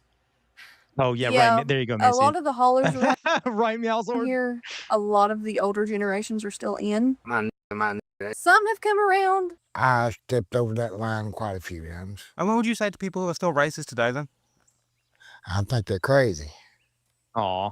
They I like oughta this guy, just okay? He's not perfect, but realize your skin is the same as my skin. We all be red on the inside. aw. That's the way I feel about it now. Used to be, I didn't feel that way, but now I do. And at the moment, do you still think it exists here today? Hmm? Do you think there's still racism here today? Yeah, there are a lot of people feel that way. Do you think there is? Yeah, a lot of people feel that way. Racist, they don't like white people. Is this your place? Is this where you stay? Yeah, it's where I live. Does this get hot? Because it looks like a... It's like an oven. They don't in like there. white people? What? Yeah, I can imagine it getting hot. It's like an oven, like, meaning, it's hot. And I guess, what's happened here? I feel like this is a place where there'd be a lot of mosquitoes, and anyway. I don't know why I just hate mosquitoes. I feel like there's a lot of mosquitoes here. That was a double wide. That was my mommy's double wide, and it rotted and fell down. And so my nephew burned it. I was a sinner, I was a drunk, I was a cokey, and I liked my liquor, and I still do like my liquor. Yeah, Matt's that guy. But there ain't nothing wrong with it. So do you regret all those things that you did to those guys? Yeah, when I was younger, 18 years old, 17, 16, yeah, I regret that. And I got to pay for that one of these days. Thank you. I was about to say, like, okay, but what have you done to achieve justice for what you did? And he at least he's saying, I'm going to pay for it. Okay. We'll pay for what I done. I want to say thank you for your time, and it's a real pleasure hearing that change can happen. I guess that when a man was once racist, it's not for life. So every city I've been to, I guess, I've been treated with nothing but amazing hospitality and love. Mm-hmm. But even, so one thing every place has had in common is they said, don't go to a holler. Well, that's the old saying goes, you know what I mean? You go in the holler and so that, you know, they say you might not come out, you know, but that's like a metaphor. Right, Matt's that guy. Do you think there are some hollers today, I guess, or local to here, where that statement still runs true? Well, no, not really. No, it's like I said, you know what I mean? Everything changed. You know what I mean? Now everybody gets along with each other. So we're currently driving up some dirt road to the middle of nowhere to interview some hollers, and been driving up this dirt road for about 5-6 minutes to the middle of nowhere. And the only reason we're getting a pass here is because this we were one of the locals I who's would lived in the hollers. We're about to find out how welcome we are. Another 5 minutes go past them, we're still not there. We are going deep off-road. So we drove for about 20 minutes, straight incline, and I think we're here. So this probably just wraps up around now, but where are we? So we followed someone to meet people from the hollers, and these people have been told are the most racist within West Virginia. We drove like 20 minutes up some mountain. I have no idea where we are, and people from the hollers are here. So hopefully I'll get to speak to them and see if they really are racist and what they make of me being here. A long, intense build-up. This was supposed to be where it all went wrong, but that's not what happened. We're really blessed, Aaron. You've Yeah, seen no how big many deal. side-by-sides and kids just run up down the street. By the way, folks, a holler is like a ridge between two mountains because West Virginia is very mountainous. And so there's a lot of mountains, and then there'll be ridges between them that are, or like valleys between them, which little towns, and oh my gosh, I paused on his face at the worst time, where little towns will pop up. So that's where he's going. He's going to one of sort of these isolated hollers, which is like sort of the word hollow, but then kind of colloquialized. Street and doing whatever, and we're just blessed. It's a good community. It really is.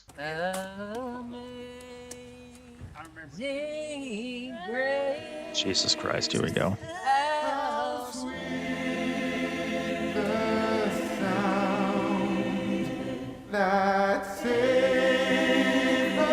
In your groove, have you ever driven through West Virginia? Because trust me, it feels like real mountains when you drive through West Virginia, okay? No, but you're right in your groove. They're much smaller mountains than like elsewhere.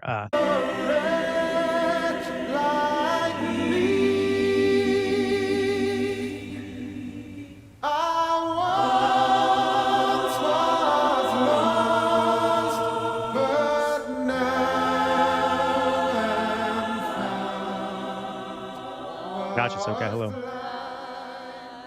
But now I see. But he Yeah, says, Macy. then bring meals, and he cast it into the pot Yeah, and said, SoCal. pour out for the people that they may eat. Scott, what does Christ mean to you? He's my everything. I wouldn't have. He gives me my breath when I wake up in the morning. He give me my family, give me my children. He's given me everything, and I'm a crying just thinking about it. He's my everythinger, and that's all I can say. And I can't Trying to explain keep my mouth it shut, to you folks. if you I'm don't know trying to what keep I'm my mouth shut. feeling. I was down low as you can get, and he's picked me up. He sure has. There's a song that's out that goes, he picked me up and he turned me around. He put my feet on solid ground, and he did that to me.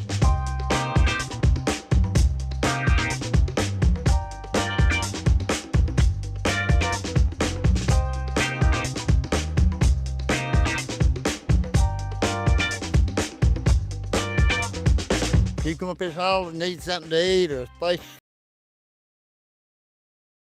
So are you talking about Pangea, or are you making the joke? Forgive me.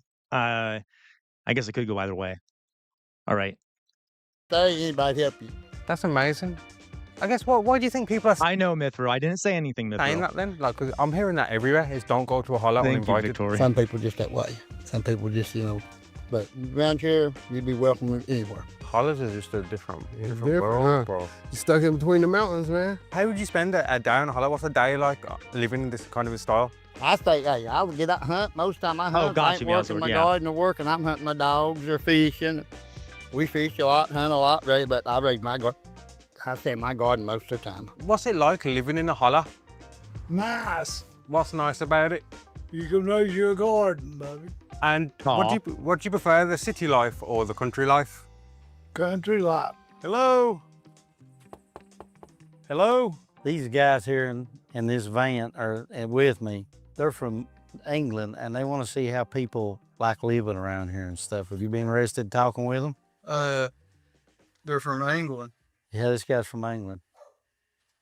He does Instagram and stuff, yeah. And they're black. What do they want to talk about? You'll have to ask them. They're really friendly, great guys, I'm telling you. Where are we at the moment? Dingus, West Virginia. So if I moved, is this a holler? Is this considered a holler? So if I moved here, do you reckon people would show me love? Yeah, I reckon. Unless you was grouchy or something. Back in the day, around here, racism used to be real bad. But now, as long as y'all get along with me, I'll get along with y'all. But that's around this part of the area. That's the way it is, unless you run across a redneck. And I don't know if I fully, yeah, Meowsword. SoCal. So like, this is where interviews might fail, right? He knows he's on camera. He's talking to a black man. I don't know if we can fully trust his words. Of course, in your groove, of course, those are the largest buildings. Yeah, exactly, Alan. That you're right. That's sort of also one of my points here, Alan. Yeah, not meeting his eyes, kind of. He kind of. How do I? I don't want to. Oh, that'd be mean if I said that. Never mind. He kind of. I won't say. Well, yeah, okay. He kind of looks like a sub. His like eyes are kind of downcast. He's kind of looking up. Like anyway. Anyway, moving on. What would a redneck be? So what's the definition of a redneck? A redneck, I don't know. I think they're looking for trouble. That's about what I thought. Wherever they go, they're looking for trouble. I really do. What's the definition of a hillbilly? Louise, okay. And is that offensive term? Well, a hillbilly is just a normal person, They don't live in the city. They just mostly survive on their own, don't they? Me, I don't even have Victoria, okay. What's the difference between a hillbilly and a redneck? They a redneck, just a redneck. Hillbillies, I mean. A redneck and a hillbilly, all they're about the same. Redneck, burly guy, it's all about cooking out and jumping in the water and, and just, it's just a stigma. But a hillbilly, we live in the hills here. And for years, some of these places in this state have been really isolated. And when people get isolated, they start making their own rules. For sure. You understand? So you got to keep that in mind. He actually has a point.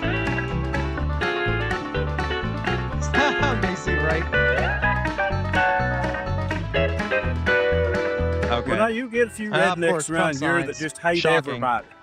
That's what a redneck, they don't. You ask for See, okay, now, folks, remember, we know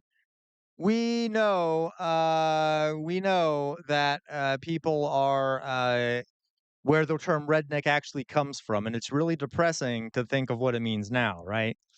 Because the rednecks were multiracial uh, miners who armed themselves and fought against the coal companies, right? All right. trouble, you're going to get trouble. Exactly. Usually, if somebody calls them a redneck, they're usually a troublemaker. Redneck it could be just basically somebody just getting mad at you. They're really pretty much the same thing. I mean, hillbilly is somebody that lives in the hills, you know. They could be anywhere. Rednecks can be. Hillbillies are pretty much in the Appalachian. Can you show me your front garden, your things that are here that you do?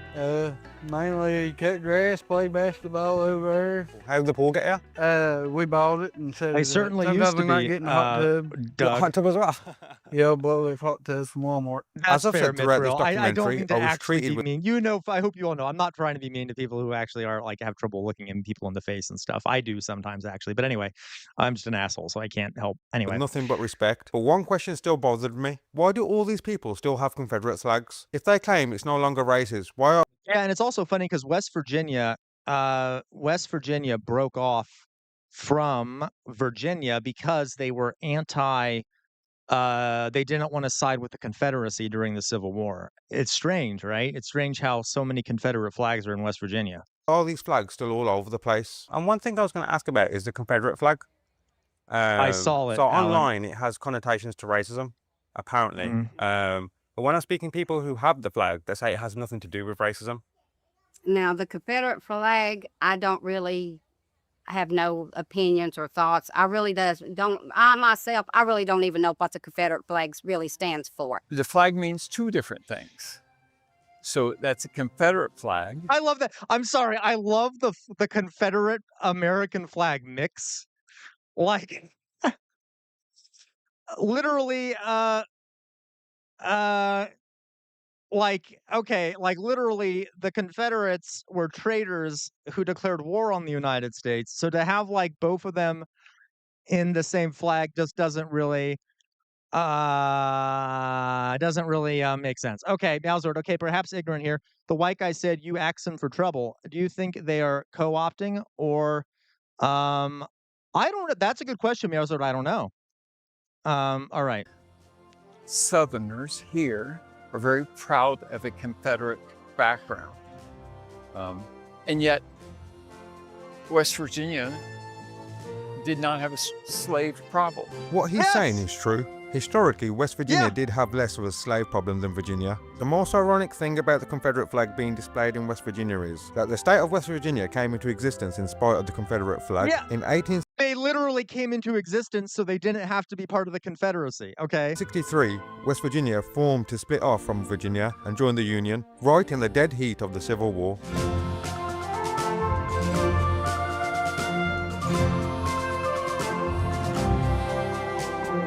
Can I ask you both what the Confederate flag means? Because I guess in the UK, we believe it has Right, connotations to racism. It does. It does because See, you're actually not wrong there, Meowser. You're not wrong at all, okay? there's still a lot of people that like to fly the Confederate flag. Because we fought for that way back in the Civil War. That's our heritage here. And we still believe in that. I've heard several different versions. I've heard that it was racist, that it was because I was a war one. I really don't know. Well, the Confederate flag, it meant to, it was a symbol of being from the South. It didn't have anything to do with black or white or green or... Oh, okay. No, yeah, it did. Yeah, it did. It definitely had something to do with race. Okay. Like, literally, the whole purpose of the Confederacy, they sent out representatives to each of the southern states to try and get them to also leave the Union. And they gave speeches. These Confederate representatives gave speeches to each of the state legislatures explaining why they were breaking off. The number one reason is we need to maintain white supremacy in the slave state. We need to maintain white supremacy in the slave state. We need to maintain, like, that was the number one vitally important reason. So the Confederacy literally was created in order to preserve the slave state and to enforce white supremacy. It was very much mixed up with race. Okay, that argument drives me insane. And then right now, Zord, the swastika. Okay. All right. Yeah, it was a symbol of the South. Why do you think people believe it has a connotation to racism? Where does that? Now that I can't tell you. I don't Right, know. Do you Dolly reckon boy. it Oh has my God. racist connotations to it? I think around here it does, yeah. How do you feel about the movement Black Lives Matter? Well, there's a lot of them that don't matter to me. The ones that's out there hustling, making money off of I'm sorry. This is funny. The music he has in the background and stuff. their as they call them, and this and that, and or whatever, and doing drugs. And I don't think that's right. I don't like that. If anybody that was here and I caught them doing drugs and stuff, I'd probably shoot them. Oh, great. You know, and I'm sure there's like no drug use going on amongst the white people there, right? I'm sure there's no fentanyl or methamphetamines going around there in rural Appalachia, right? I'm sure, right? That must be a black person problem, right? Like, okay, and it's not like West Virginia has some of the highest rates, right, Alan? It's not like West Virginia has some of the highest rates of fentanyl overdoses or methamphetamine use or anything like that. Okay, all right. Yeah, that one guy was an admitted cokehead. Right, Laws? Okay, so Louise, you're right. Okay. Anyway, um, yeah, I know, right, Drusilla? Right? It doesn't make any sense to me. Okay. I mean, it does historically because of rewriting the history and shit. But um, you're right, Macy. Uh, yeah, you're right. SoCal. That's because Southern Ohio. Southern Ohio is in Appalachia. You're totally right, SoCal. So Southern Ohio is in Appalachia. So yeah, I think Ohio might be number one in terms of those, especially in the Appalachia region in the South. Okay.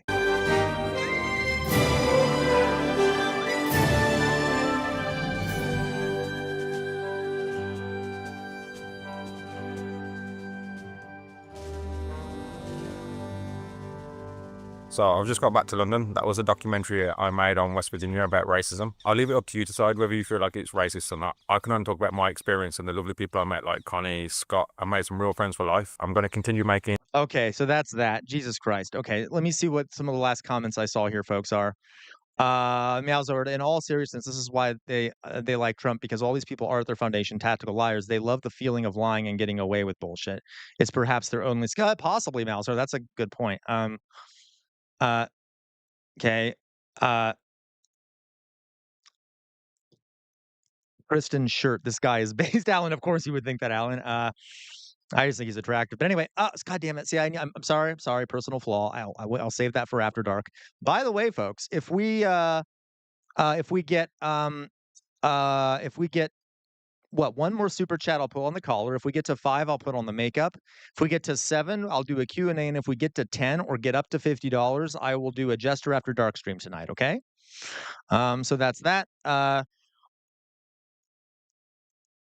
Yeah, it's possible. So like, this is why it's interesting. There's a lot of interesting stuff here. Okay. All right, guys. So there was that. Just interesting. Let's start. We need to think about how. What can we do about this? Like, there are a lot of issues involved in this. How do we turn this crap around? I mean, we got other stuff to worry about too. Trust me. But this is crazy. Like this. It's so humiliating. So humiliating to see this. Okay. Though I guess the folks in here from the UK probably are seeing more and more stuff like this recently. Anyway. Okay. With reform and shit. Okay. Interesting, right? Let me take a drink of water here. Woo! That was interesting. Okay, so guys, next thing I want to talk about here, okay? Everyone doing well out there? Everyone take a little break, maybe use the restroom, get some food, relax a bit, okay? Take a little 2-minute break or whatever. Okay. They are Louise, okay? 28 collected. Oh, that's a good point, Matt Saiga. Yeah. Okay. Yeah, Dolly boy. It's crazy. Oh, that's a good point, Alan. That's a really good point. How would I do that, Alan? Is there a way to set it up so you can see the amount? I could do it on Twitch actually, and then I bet I could do something on Twitch like that.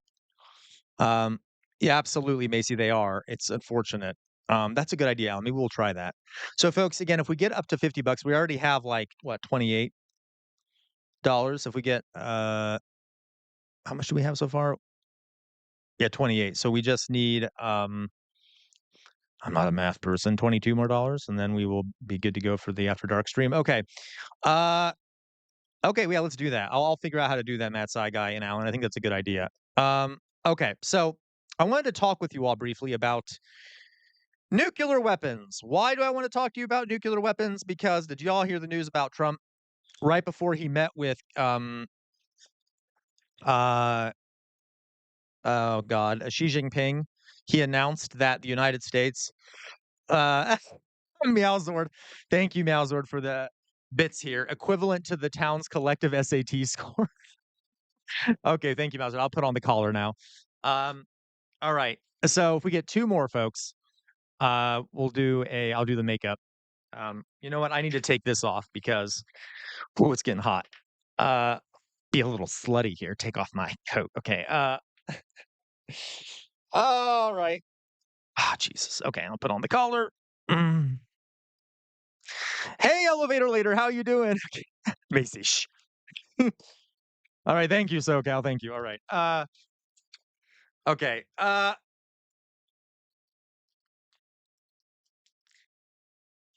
the reason I do that, Alyssa, is to like, you know, if someone wants to send more, they can, because otherwise, each super chat only needs to be $2, which would be $20 overall. So if I say like if someone sends 50 or above, or I get 50 or above, I'll automatically do all of it. It's just a way of trying to get some more of it, I guess you could say. All right. It's okay, SoCal. It's okay, SoCal. All right. Yes. Yeah. No, you're right, Alan. And that's yep. Yep. It was Alan. It was another he doesn't have to do much though, Alan. Xi Jinping doesn't have to do much. Like because at Meowzord, actually, I believe it was Meowzord who posted yesterday on Discord one of Sun Tzu's statements. It is the utmost excellence to win a battle without ever fighting. And Meowzord is, I mean, not Meowzord. Well, Meowzord is probably as good at that too. I mean, Xi Jinping. Yeah, exactly, Alyssa. Exactly, Alyssa. So Xi Jinping would be an example of that. Okay. All right. So yesterday, Trump announced right before he met with Xi Jinping that he would begin. He ordered the Pentagon to begin testing nuclear weapons again. All right. Our nuclear weapons. Now, we could talk about the why we think he did that right before he spoke with the Chinese. I think we can guess. Yeah, they literally don't have to do much, Dally Boy. They're going to win if they just, stay calm, carry on, and keep building up their power. Trump on nukes. So I know. Absolutely. Victoria, guys, do you remember? Do you guys remember when Trump was talking about Kim Jong-il, and he said like Kim Jong-il has, my nuclear button is bigger than Kim Jong-il's nuclear button, little rocket man, like all these phallic terms, like uh uh um like all these phallic terms like, oh, he's a little rocket man, I have a bigger button than him. Like Toya or Victoria here might not be totally, thank you, Kim Jong-un, might not be entirely wrong about this being just a dick measuring contest. But anyway, yeah, there you go, a mushroom button, right, elevator lady?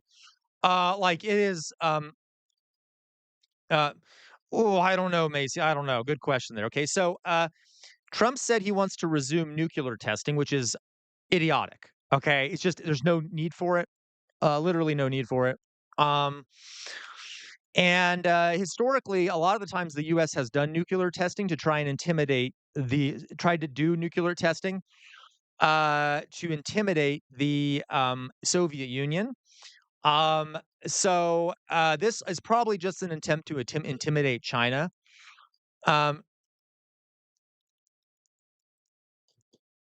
Right, Alan, and also, like, you're right, Alan, like, China just has the cards in their hand right now. Like, it'll be very hard to get one over on China at this point. China is extremely calculated, and they think really long term, Alan. The United States doesn't think that long term. There's a lot of interesting stuff in that, Alan, but I think you're right overall there, Alan. Yeah, you're right, Dolly boy. That's what I don't know, Meowser. I'm gonna check because, folks, when we've tested them before, we've often accidentally irradiated towns, and like one time we dropped a few in the Pacific Ocean, and we accidentally irradiated a bunch of fishermen and native islanders. Like it's horrible. It's anyway. Exactly, Meowzord. Yeah. All right. Um, so he says we've halted many years ago. President Trump said on Thursday that the U.S. would begin testing nuclear weapons again for the first time in decades. We've halted many years ago, but with others doing testing, I think it's appropriate. By the way, the only people doing testing that I'm aware of is North Korea. Now, Russia has been testing other kinds of missiles, but they haven't been testing. Thank you, Bikini Atoll, right, Dolly Boy? But they haven't been actually testing warheads. Right, guys. Right, Fox Emblem. I know. Okay. It is absolutely all you're right in your group, a violation of the nuclear test treaties, okay? So I will say though, yes, so Meowzord, they've been testing them like a few small ones. They've been testing them underground in these bunkers. There is evidence to suggest they have been doing it. But like small warheads that can't be placed on intercontinental ballistic missiles. And obviously I don't have proof of that, Meowzord, but there's a lot of like what is it, like readings that have been taken that show that there are these explosions that have occasionally occurred underground from North Korea. Yeah, and they've probably been aided by China and Russia a bit, more so by Russia. But but regardless, and I will say Putin also a while back said that he was dropping out of the nuclear test treaty. That does not maybe Mithril, okay? That does not mean that it's okay for the United States to do it, okay? But anyway, exactly, and so it says here, experts say that the resumption of testing would be a major escalation and could upend the nuclear balance of power. No shit. I think a decision to resume nuclear testing would be extremely dangerous. Yep. Okay. And they're thinking of doing, there's currently only one place in America. There's currently only one place America could test a nuke. It's called near Las Vegas, Nevada. The Nevada National Security Site, approximately 60 miles, which is not terribly far, northwest of Las Vegas, is currently the only place where America could test a nuclear weapon. Don't you love that? Don't you love it when our government considers dropping nukes on our own territory? I mean, where they drop it anywhere, it's bad. Okay. So Nevada.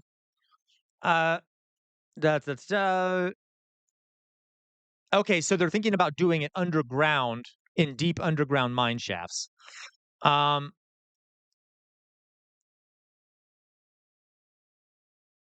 underground testing is safer than atmospheric testing. It still carries risks, no shit. And it could shake buildings as far away as Vegas. Oh, I know, right, J-Mac? Hello, J-Mac. I'm so excited for I guess so. I'm so excited for us to be like in the Fallout universe. Right, yay, SoCal. And that's another thing, SoCal, you're right. It could pollute groundwater. Now, this is a desert, so there's not much groundwater there that I'm aware of. But it's still, these things are unpredictable. Yeah,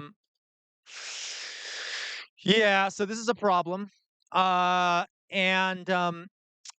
Like, anyway, you could see here, this is an image of where we used to test them. There's all these craters. Yeah, Drusilla, okay. Yum, love radiation. Don't we all love radiation? I don't know, Meowsword. I would not be surprised though, okay, because that would be our luck. Yeah, the last test NK it was equivalent to a magnitude 5.7. Not good for Las Vegas. Yeah. And these are probably bigger bombs too in your groove and even said it would shake buildings. It probably it would be a bigger explosion than what North Korea could pull off. Okay. So that's scary. The reason I want to talk about this, okay, is I don't know if you guys know, but the Bulletin of Atomic Scientists, they put out a doomsday clock that measures how close we are to nuclear annihilation at any given point, and we've been pretty close for a while now. I'll check now to see how close we are because of the war in Ukraine, because of tensions with India and Pakistan, because of other things. Uh, um, Bulletin, we've been pretty close to midnight. And I am thinking about this because I watched a movie yesterday that I highly recommend everyone watch called oh, good. Good, good, good. Don't worry, folks. We are 89 seconds from midnight right now. That's good. That's good. Love it. Love it. Love it for us. Um so the current time here is 89 seconds to midnight. Uh So it is closer than it has ever been, okay, ever been to midnight, ever, closer as it's ever been. These folks are not doing this based off just random feelings. They are scientists who study strategy, scientists who study atomic bombs, political things, exactly in your groove, House of Dynamite, okay? And they say it's 89 seconds to midnight. And folks, I will point out there have been multiple instances in history where there have almost been nuclear wars, whether accidentally or on purpose. Okay. There was one time, don't quote me on this. I can't remember exactly what happened. I know, Macy, where I can't remember. Was it over the United States or over Mexico, where an American plane accidentally dropped a nuclear bomb? And I think it was a dud or something happened. It didn't end up blowing up. There was another time during the Cuban Missile Crisis where yeah, Dolly Boy. I think it was they had already had this during the Cuban Missile Crisis, I believe, where there were, yep, whoops, right, J-Mac? There was another time where right during the Cuban Missile Crisis, there were three Russian sailors on a submarine who had the ability. All three of them had to vote to agree to launch a nuclear warhead. Two of them said yes. The last guy said no and basically saved the world from nuclear annihilation. Um, American systems have oftentimes been flawed in regards to nuclear weapons, but that can cause accidents. But I'm not saying this because I'm pro-American, but Soviet systems were much worse when it came to safety, and we don't even know how many accidents they had that almost destroyed everything. Okay, so this is like yeah, Macy. So this is something that I do have nightmares about a lot. Okay. I have like recurring nightmares of nuclear war because look at the world we're living in. And now we got Trump retesting nuclear bombs. Obama, by the way, modernized a bunch of them. So this has been going on for a while. Uh, Thank you, Meowzord. Thank you. That's what it was. North Carolina. Okay. Meowzord said a U.S. Air Force B-52 bomber accidentally dropped two nuclear bombs near Goldsboro, North Carolina in 1961. One bomb was so powerful that it was not fully recovered and is believed to still be buried in the area. Another nuclear bomb was accidentally dropped by a B. I forgot that there were like two of these incidents by a B-47 bomber over Mars Bluff, South Carolina in 1958. The bomb did not detonate because the core was not installed. Okay. So again, this is great. This is great, right? Love it. Love it for us. So there are accidents. And by the way, folks, this gets worse when you consider that a lot of these systems might end up being automated by AI. China, for example, is developing an AI that would allow them to automate their missile response systems. Let's hope we don't get a Terminator type situation with that, a Skynet type thing. Like, okay, so it's worrisome to me. I highly recommend, yeah, Meowzord, right? Yeah, guys, let me in the chat here. I highly recommend everyone watch this movie, okay? And again, Meowzord, like, so as I was saying, we have made a lot of accidents, which we just talked about.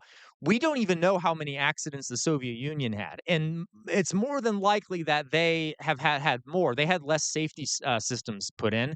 And by the way, there was a time in Pakistan, for example, where the control over tactical nuclear weapons, which are smaller nuclear weapons, was placed in the hand of field commanders, not the central government. So basically, if any one of those field commanders lost their mind and decided to drop a nuke, so again, there are lots of issues. Okay, a lot. Okay. Okay, you know, you're right. I'm kind of exaggerating. I'd be more worried about a bug, like a flaw in the system, not necessarily a takeover. Okay. All right. So something else. So I wanted to show you this, folks. So I'm going to type this in chat here. The name of the movie you should all watch is called House of Dynamite. Okay. Yeah. Yeah, Meowzord. House of Dynamite. It is on Netflix, and I watched it yesterday. It is I believe it's on Netflix, Elevator Lady, I believe. House of Dynamite. Oh, okay, thank you. Everyone should watch it. Okay, Meowzord will tell you. I know Meowzord has seen it. The ending will be disappointing, but I want you to watch it anyway because, yeah, because there's a point to that.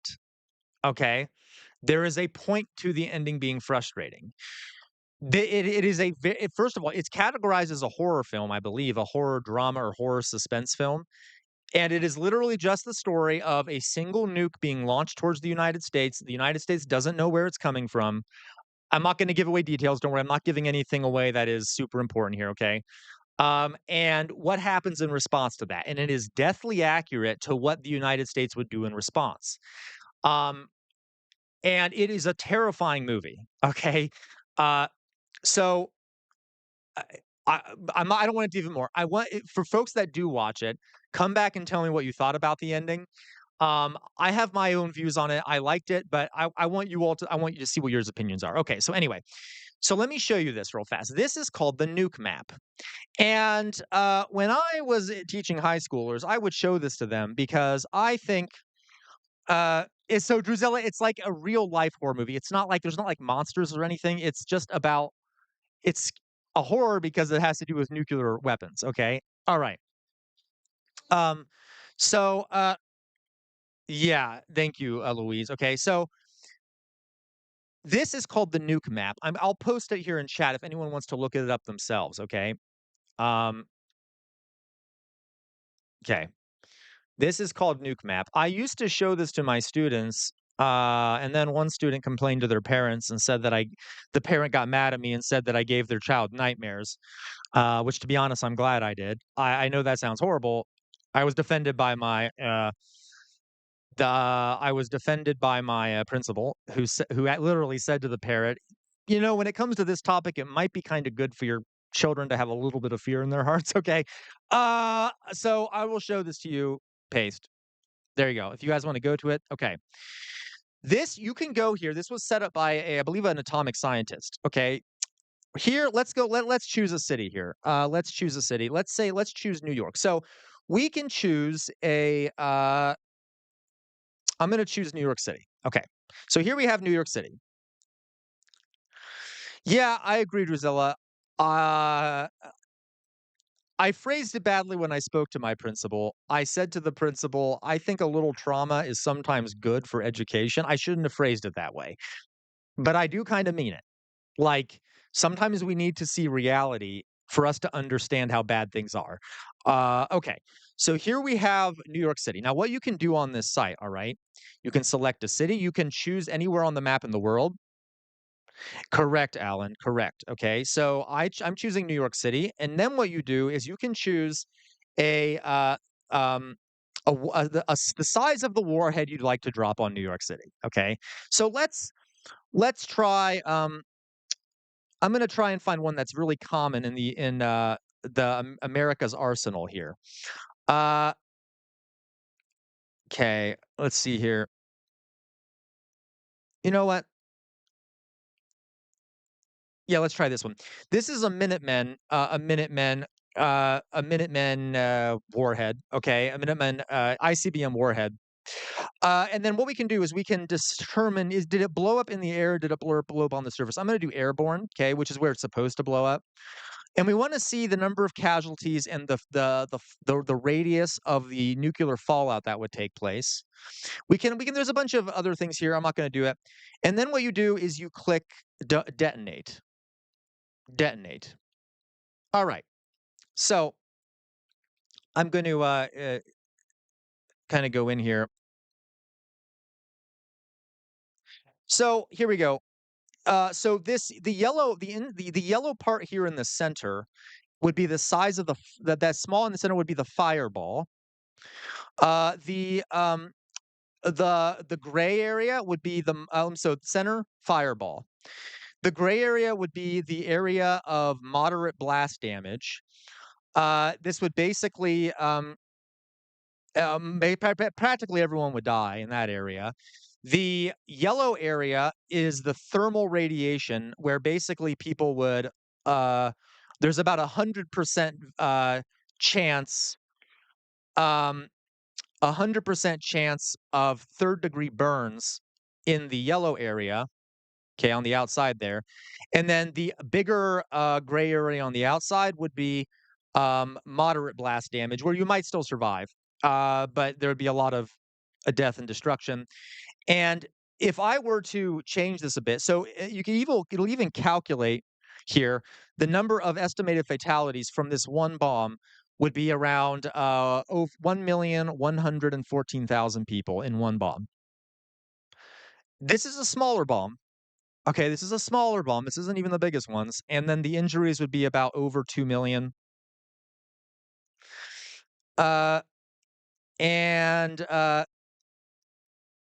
Yeah.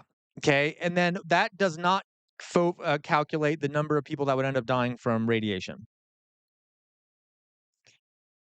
I could add a few other things here. Let me show you something else here. Advanced options.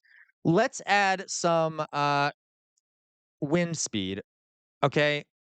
Let's add some wind speed here. Let's do, I don't know, let's say 60 mile per hour winds. No, that didn't help. That didn't change much there, did it? I can't remember how to do it. So you can actually add, if I do surface explosion, would that do it? There we go. There we go. Okay. So this would be, it does. No, it does. Sorry, it does not in your groove. It would likely be much higher rates of death, because look at this. This would be what would happen with the radiation. If there were certain wind conditions and things like that, all that radiation and crap would go all up and down the East Coast. So, all right. Yeah, okay. So it's just something to be aware of. Nukes are no joke. And a lot of us did not grow up during the Cold War, where there was constant fear of nuclear war breaking out at any given time. And so a lot of folks don't think much about this, but we are closer to ever to midnight. And with all the lunatics in charge, by the way, one of the reasons why I want you to watch that movie is because it really, I think Louise and Meowser would agree, it really allows you to see that who makes those decisions is very important. Okay. And who do we have right now making those decisions in the United States and elsewhere in the world? Whose decision would that ultimately be? Okay. So big problem. And I would show my students this to tell them this is why it's important to elect leaders that are not lunatics. Okay. And how it's not fun to write a SoCal. It is not fun to mess around with nuclear weapons. I'm going to show you one more. The largest bomb ever detonated. Now, as far as we know, was detonated by the Soviet Union. And as far as we know, they don't have any more of these anymore, though they could make one. So could we if we wanted to. So let's drop this on New York City real fast. And we'll see how this goes. Okay. Exactly, Meals. Okay. So let's see what happens if we drop the largest bomb ever created on New York City. And you're going to see, folks, this is scary because this bomb is very small compared to this one. All right. Remember, this is New York, the state of New York. Let's see what happens. Detonate. Okay. Well, there you go. Oh my. Okay. So this would basically wipe out almost the entirety of New York City would be gone. All the surrounding suburbs would be gone. This would basically wipe out the entire coast of New York State. Would be gone. This whole area, that is a massive swath of land, would just be gone. All right. So okay. I'm not trying to. I know I am trying to frighten you a little bit, but like this scares the shit out of me. Okay. And all it takes is someone making a mistake, and God, we know how our politicians are, and electronical systems can fail. One person making a mistake, or one person making a really stupid decision. Okay.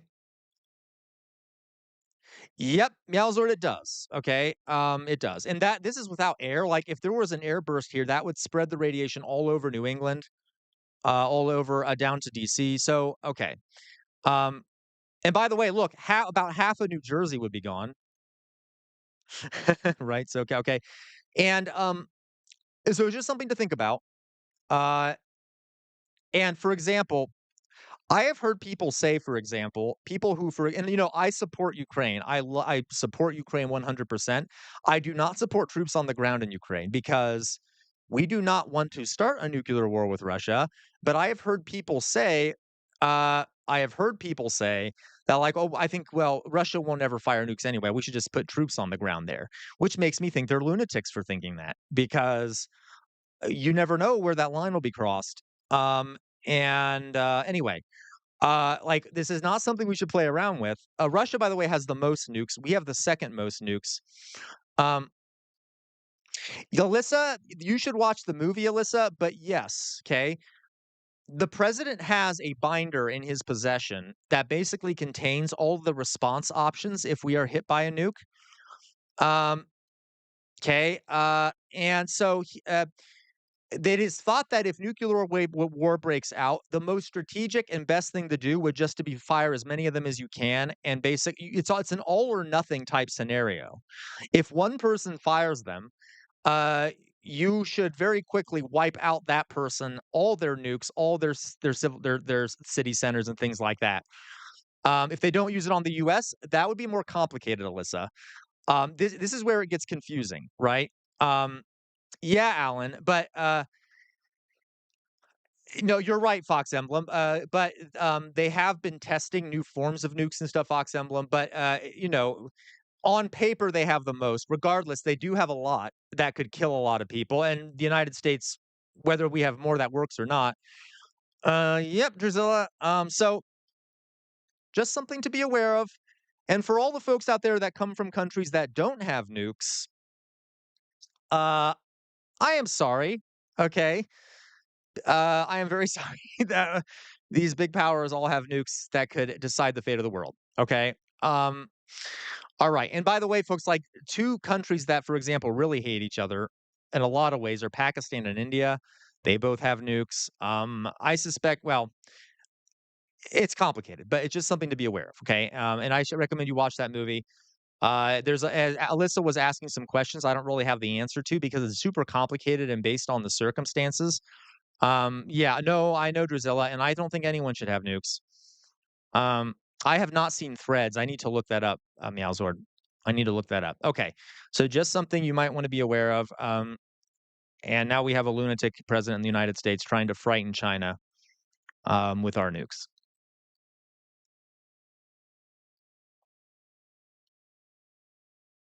That's possible, Dally Boy. That's very possible. Okay. All right. So,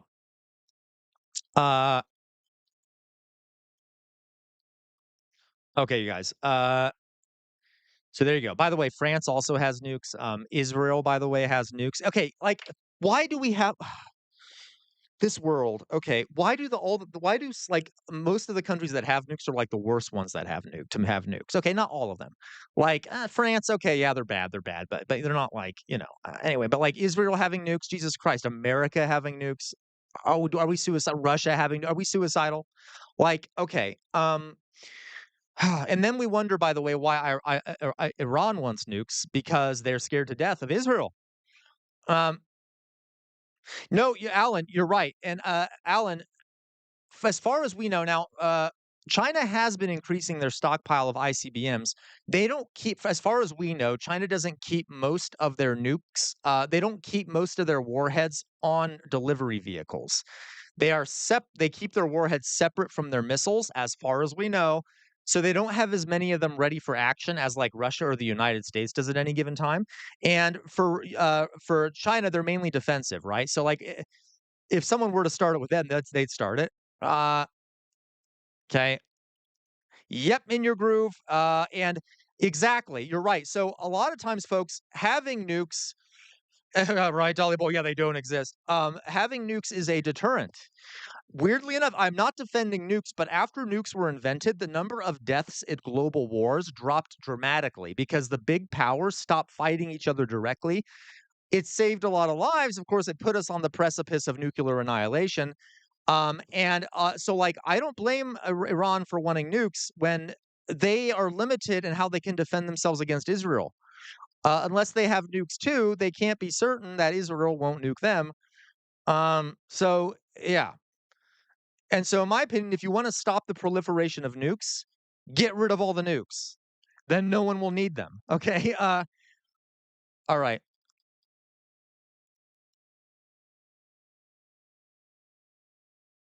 Jesus Christ. I'll watch that, Meow Sword. I'll watch that. That's disturbing. Nukes scare me. Okay.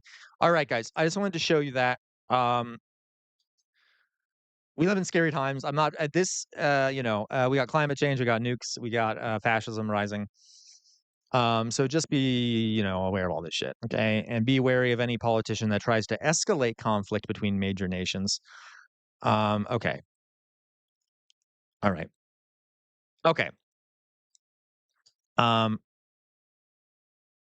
Yes. So in this case, Druzilla, the reason there'd be more fatalities is because the size of the fireball and the heat would only be a bit smaller than the size of the weaker destruction, if that makes sense. Yeah, right. Okay, you're totally right, Fox. I forgot about that. Nukes make climate change worse. Okay, they do. And by the way, folks, for those who don't know, when they first tested the nuclear bomb in the United States, there were some theories in physics that stated that if you ignite one nuclear bomb, it'll destroy all matter in the universe. It was a very low chance that would happen, but they tested it anyway, which is kind of disturbing. They're like, yeah, we might set off this nuke and it might cause a chain reaction that destroys most of the matter in the universe. But we'll try it anyway. We got to scare the Soviet Union and destroy Japan. Anyway, okay. So, all right. So, just wanted to show you all that. Okay. All right. Woo! Yeah, yes, so there are hydrogen bomb. That is a hydrogen bomb. The one I just showed you. The Ivy Mike is the first hydrogen bomb. Right. Why not? Right. Why not? You know what, in your groove, maybe I phrased it wrong. Maybe I was saying it was maybe it wasn't all matter. Maybe it was just the atmosphere. I could be wrong. Yeah, I probably was wrong. The theory was that I'm not a scientist, so I shouldn't even talk on this, but it would ignite the entire atmosphere. Okay. Yeah, maybe let's just try it anyway. Okay, let's just try it anyway. All right. Okay. Okay. Okay. So, all right. And that's why Oppenheimer's an interesting character. You should all watch that movie too. Okay. All right. I believe the words used on whether that would happen, the entire atmosphere would be ignited, was there is a non-zero chance that the entire atmosphere would be ignited. Okay. Anyway. Okay. So here, real fast. Here's the first. I just want to quickly, because Druzilla asked about this. So let's try LA this time. Why not? LA. If we drop the first H bomb.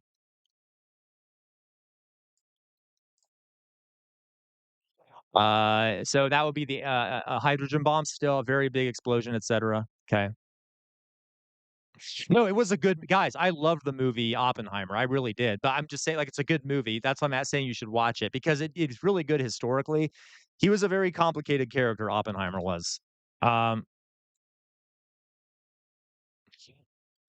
Okay, guys. So, yep, you'd be goner. Oh, SoCal, no. Okay, that's sad. All right. Okay. So anyway, let me show you all. So that's that. By the way, folks, again, if we get how many do we need now? We need one more. Is that what it is? One more super chat? I think that's right. No, two more. If we get two more super chats, or $22, I will do a. If we get $22, I will do a Jester After Dark stream. If we get two more super chats, I'll put on the makeup. If I get to 7, I'll do the Q&A. Okay. Yes, $22. Thank you, Matt Saga. Right. All right, guys. So, yeah, Dolly Boy, the Napoleon one was disappointing to me. Very disappointing. Okay. All right. I'm gonna put my face back up here, folks. All right.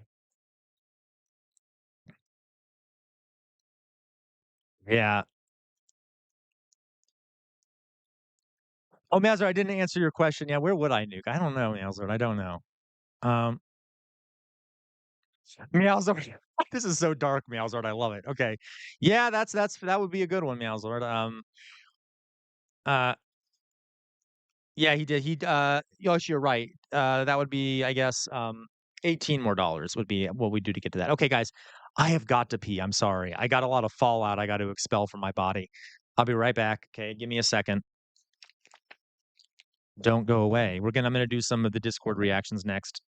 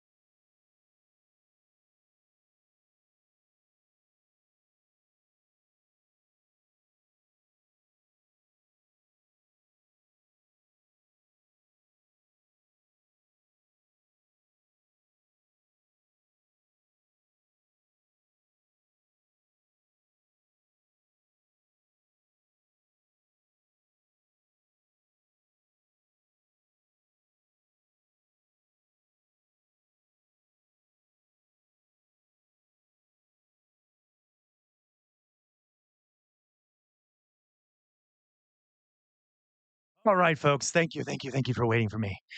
Okay. Where am I? There it is. Okay, so, woo. Not for everyone, Drizella. Okay, anyway. All right. Oh, hat. Where'd I put the hat?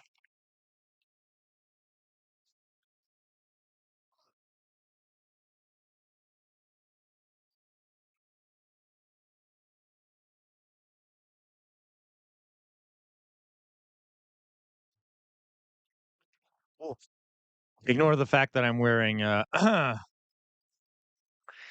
Sweatpants. Anyway, okay, it is cold. I guess pants would also help with the cold. All right, guys. So let me see here.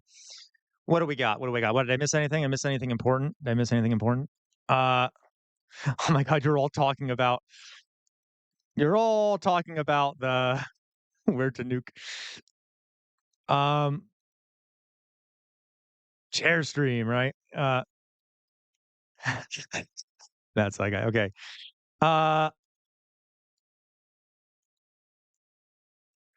Um, yeah, absolutely, Luke. Okay. All right, guys. So, let's do some Discord reactions, okay? All right. So let me see what we got here on Discord. All right, let me pull this up here. I did not, Macy. I did not. Give me a second here. Okay, so what do we got here on Discord? Okay, reactions. Okay. What do we got here? We got Graham Plattner for Senate. Oh, wow, this looks great. He thinks Hitler was right. Now he wants a whites only. You know what? We're gonna watch that. We're gonna watch that. Okay, this is actually just in line with what we were watching here. Okay, we'll watch this real fast. This is the first thing I saw. I feel like I'm biased towards. I'm like still freezing your I'm man pro nipples? Meowsword for some reason because I'm always picking Meowsword stuff. But anyway, this is a good. Meowsword just makes good choices, I guess, when it comes to these things. So this is one sent to us by Meowsword. All right, so let's watch this one. This was sent by Meowsword. Yeah, Luke. You're right. It is for exactly Meowsword. I love it. It is for the good of the group. I agree.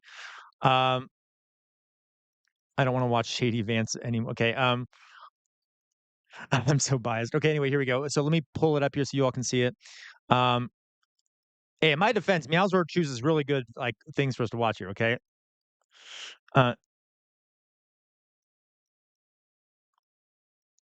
I meant to ask you, do you know all that? Yes, I do. Do you have a question about it, Fox Emblem, or did you want to tell us something about it? About Snap now that it's gone? Yeah, no, it is not Fox Emblem. No, it is not. Yeah, by the way, Snap folks covers a lot more than just like food and things like that. It covers a lot. Let me pull up a list here so you all can see. Because that's going to be disappearing. Oh, where's my face? You guys can't even see my face, can you?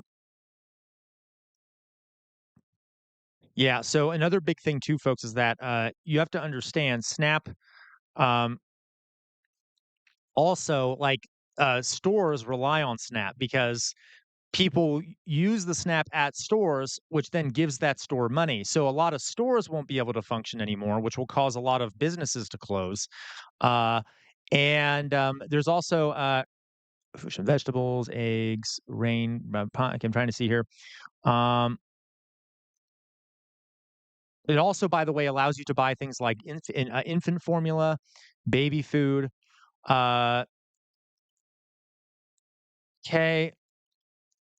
So a bunch of different things that are vital, and it will also crash the economy. So that's a good thing we got to look forward to. Yay, yay. It also helps subsidize farmers. You're right, Luke.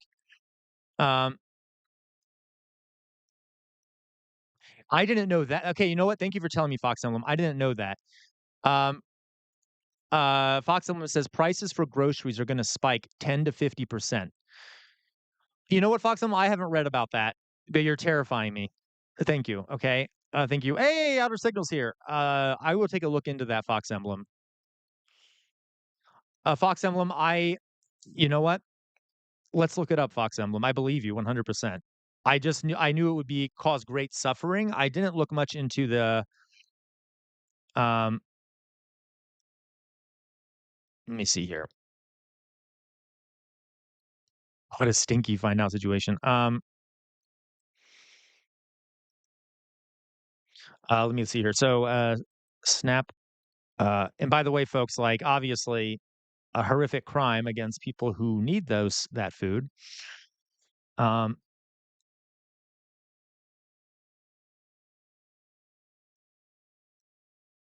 Okay, let me look at this real fast.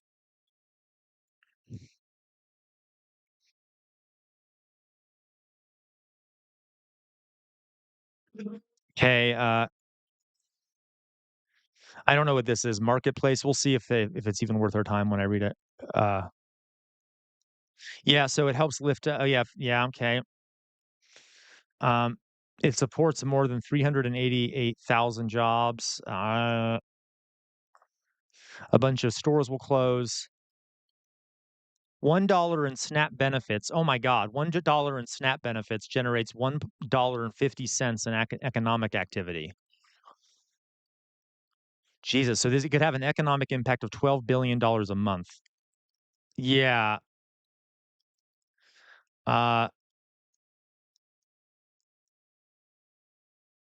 Jesus Christ, you're right, Fox Emblem. I should have looked more into this. Um, and that's okay. So then, all right, that's horrific. One second, folks. I'm still looking at this. Oh, right. This is CNBC. Okay. Food banks. Oh, of course, CNBC would be like, "Oh, Walmart will suffer." Oh, who cares about Walmart? What about the um? Yeah, SNAP recipients. Okay, Jesus Christ. I mean, also, folks, despite this, the morality of this is horrific. Okay, obviously, people rely on this shit to feed themselves and their families and their children. Don't forget about Alex. There's a lot of Alexes out there who rely on SNAP. Christ. I guess there's a massive increase in people searching for food banks.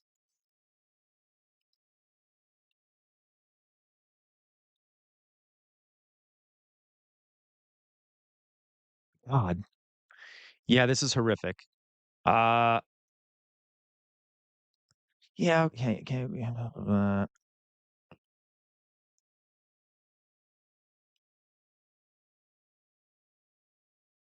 Jesus, okay. This is no good. Um, this is really bad. Yeah. And folks, there's already a lot of like food deserts in a lot of these communities. Um,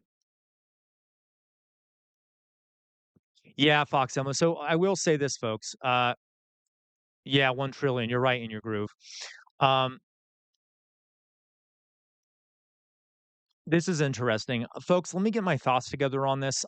Uh, this will not interesting. I mean, like, this is horrific. This will have, and I already knew that this is going to have an interesting impact on politics. I'm not trying to just focus on politics here, but we all know the suffering it's going to cause.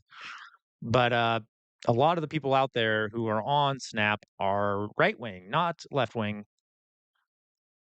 Um, okay, you know what? Let me think about this, folks. I need to get a clearer idea of this.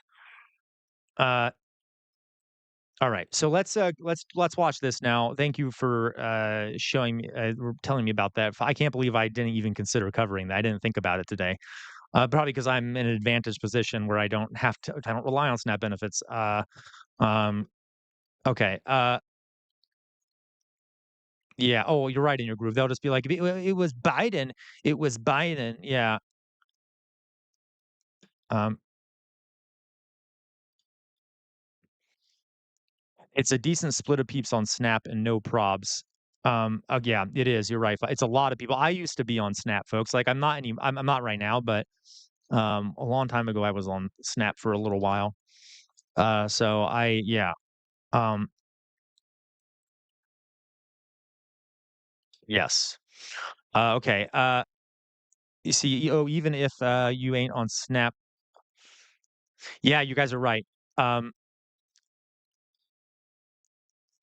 Victoria, this is complicated. Like, you're right, Victoria, but at the same time, a lot of innocent people will suffer. I don't want to celebrate it, obviously, but it might de-radicalize some people, but it could also cause even further radicalization.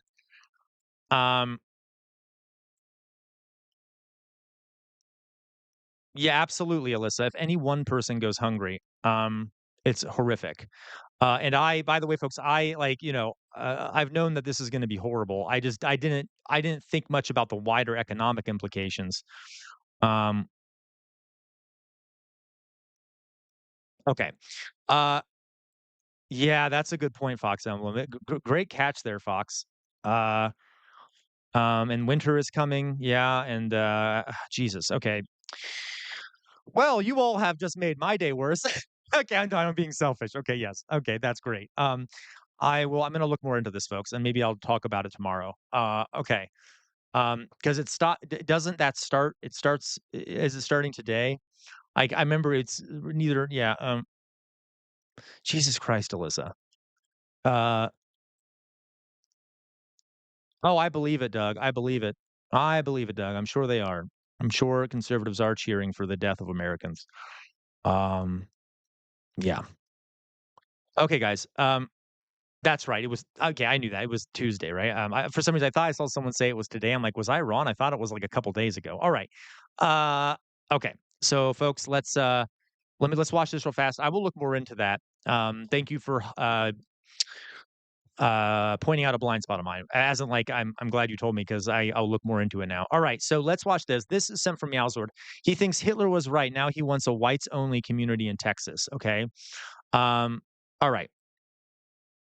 May have been right. He thinks Hitler may have been right. He talks about preparing for civil war. Now he hopes to establish a whites only community right here in Tennessee. Eric Orwell has already made headlines with the whites-only community he's now building in Arkansas. Tonight, as part of his ongoing Confronting Hate investigation, our chief investigative reporter Phil Williams uncovers some exclusive new details about this.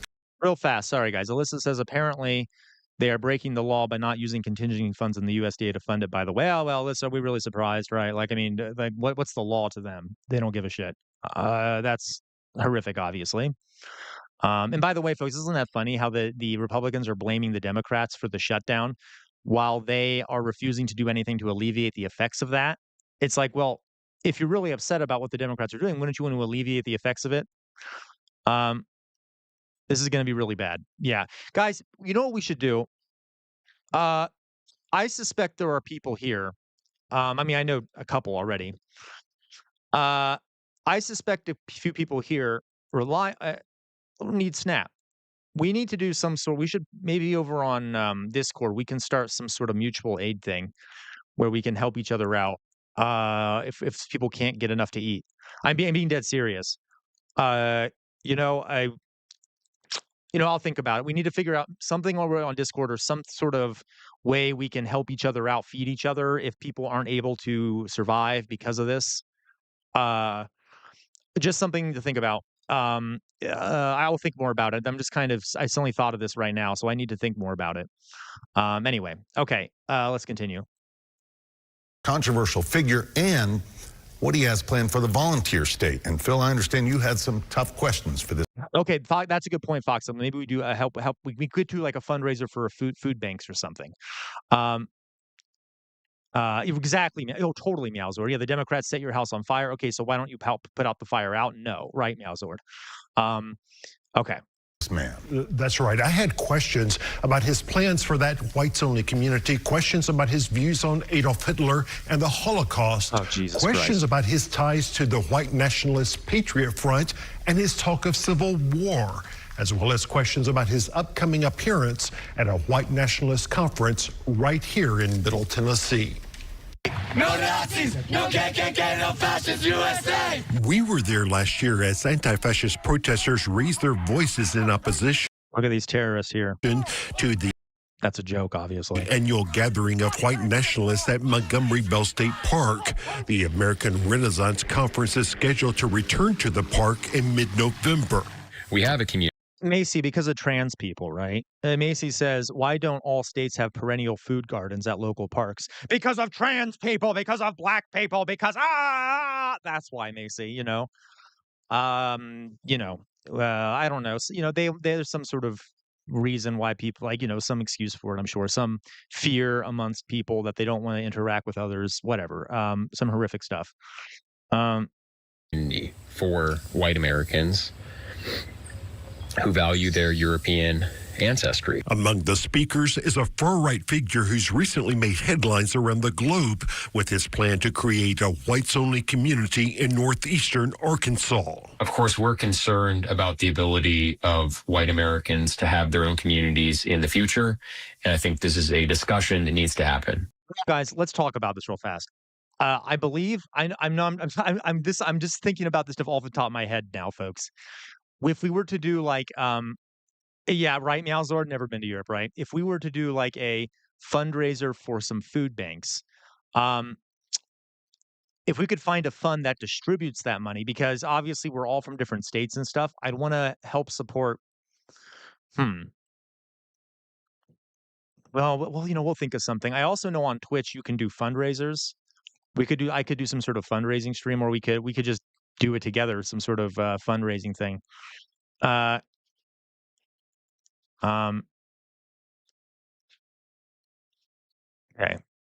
Is what not illegal, Alyssa?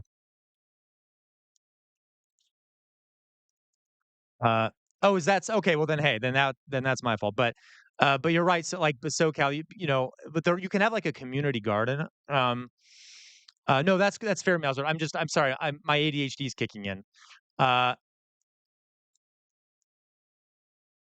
Okay.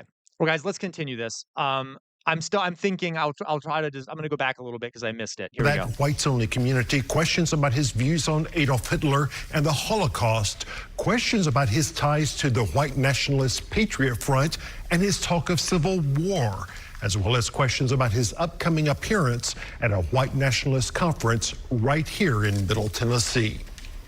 No Nazis, no KKK, no fascists, USA! We were there last year as anti-fascist protesters raised their voices in opposition to the annual gathering of white nationalists at Montgomery Bell State Park. Jesus the Christ. American Renaissance. That'd be a shame if there was someone. God, that'd be so sad if there was an arsonist that went and burned that building down. Oh my God, that'd be so sad. Conference So is sad. scheduled to return to the park in mid-November. We have a community for white Americans who value their European. So, but yes, so guys, you can, if you're rich and stuff, so you can legally, you can't do segregation, but there are ways around it, right? You can use like housing tactic. There's like different things you can do tactically to prevent people from going there, like who are not white. Now, some people still might go there and ignore everything, but there are ways sort of around it. Yeah, the HOAs.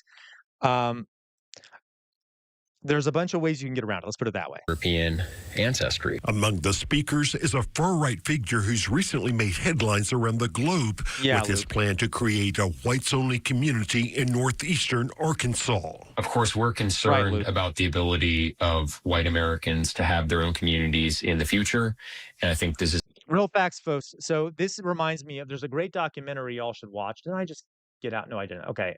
There's a great documentary y'all should watch. It's called Welcome to Leite.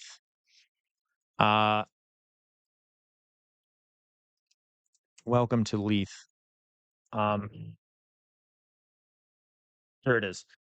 I will post here. I'm posting it in the chat here. It's a documentary about a town in where is it? Is it North Dakota? In North Dakota, where a bunch of white supremacists moved there and attempted to take over the city council and such. I'm pasting it. If anyone's interested, highly recommend it. Very interesting documentary. Okay. So there you go. Welcome to Leite. All right.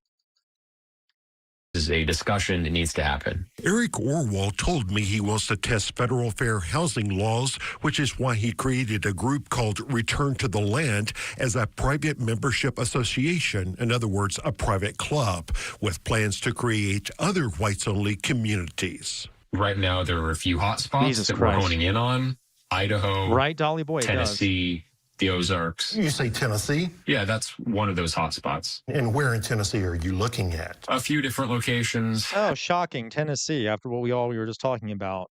Eastern Tennessee, Central Tennessee. So I'm not going to give away specific zip codes or anything. His website shows a map that includes the eastern part of Middle Tennessee and East Tennessee that make up Appalachia, Right, which would include Jackson County, where Christian nationalists are also hoping to establish their own community, giving some of the same reasons Orwell gives for choosing the region. But Appalachia in general has a lot of founding stock Americans who are very rooted to the land here. Founding stock. Don't you just love when they use that term stock, like livestock? You know. People who came over more recently might not have that very deep sense of white American identity. We have to look for ways where we can securely have our own territory that is actually ours. Presenting himself as a thoughtful person. Don't forget what I told you about Hitler's worldview. Okay, Hitler's worldview. You see some similarities here. The idea that, you know, racial units are the most important. We need living space to produce food and then naturally compete against other races. Okay, anyway. Son Eric Orwell chooses his words carefully when describing his personal beliefs. How do you describe yourself? Are you a white supremacist, white nationalist, neo-Nazi, any of the above? None of the above. I'm a white identitarian. Oh, good. That makes it better, right? Oh, I'm none of the above. You know, okay. I think that ethnic identity, racial and ethnic identity, is a big part of who you are. Yep, that's very Hitlerian. While portraying himself as someone mainly interested in preserving white heritage, Orwell has developed a close relationship with the white nationalist Patriot Front, which wants to turn the U.S. into an ethno-state for whites only.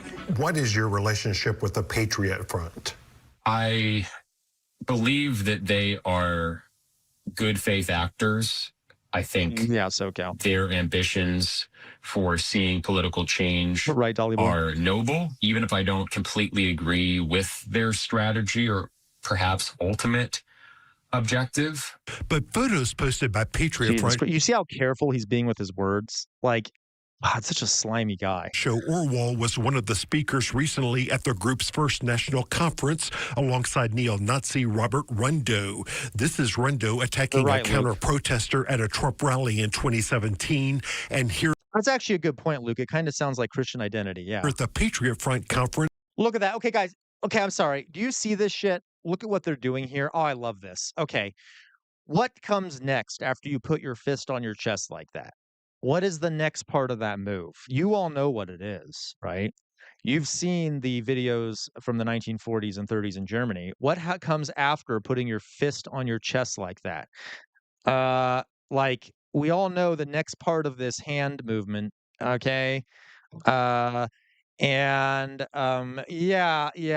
I just love this, how, like, it's barely a dog whistle, but they know that people watching, they know that the white nationalists and Nazis watching them know what comes next, but they still have probable deniability, right? By saying, "Well, no, it's just my fist on my chest." Okay, we all know what is coming next. Okay, that's Rundo on the left. To the right is Orwell giving the fist over heart salute.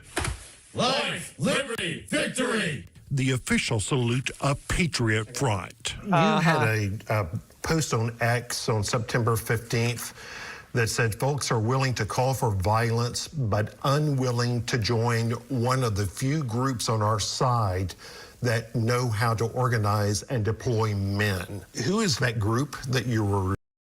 I just love the like hyper masculinity, knows how to deploy men. What are you going to go to a gay club? Like, it's like some of the they say some of the gayest shit I've ever seen. Like, you know, oh, I love to deploy men. Like, okay, big guy, right? All right. Anyway, referring to, I was indirectly referring to Patriot Front.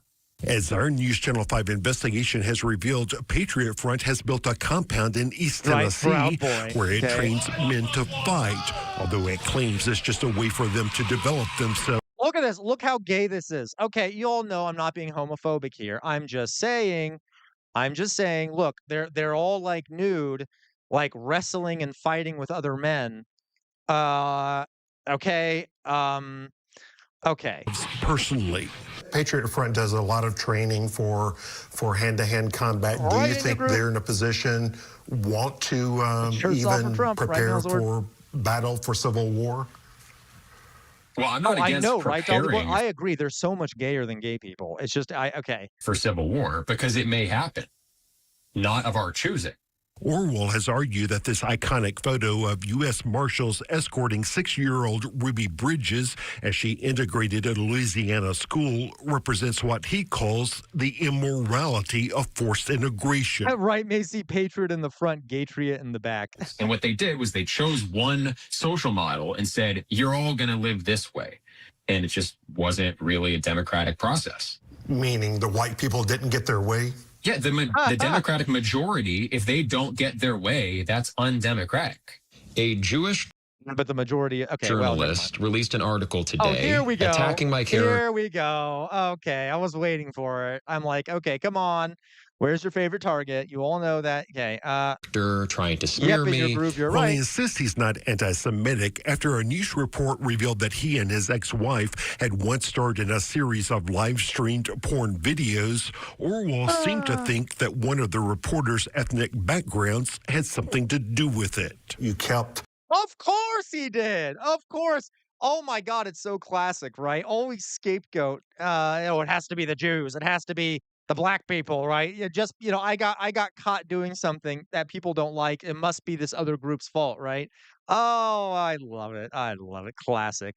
Oh, it's so nostalgic, isn't it? So nostalgic, just like the 1930s. Referring to it as the Jewish reporter, the Jewish journalist. and I wasn't sure why. We're Jewish. What does that have to do with the fact? The fact is that Gentile journalists weren't coming after me for having a white neighborhood. Jewish journalists were. Then there was this post where... Remember how Hitler talked about? He's always like, the Jewish people are subverting the natural struggle through their media and shit like that. Okay. Right, Alyssa? Right. Okay. Oh my God. Okay. Another person on X wrote, I do not blame all the Jews for everything. Don't hate Jews for being Jews. Orwell responded, have you considered that you might not know enough about Jews yet? I don't think that's a direct quote, and it could be a fake account. Yeah, it is. Hey, this guy brought receipts. I appreciate that. This is off of your X account. Yeah, I didn't mean to insinuate that you should hate Jews for being Jews. Blaming Jews for God, they're such cowards too. Like they're such cowards. Like I didn't mean to say it. I'm sorry. Okay, Jesus Christ. Everything. I may have been a bit tongue in cheek there.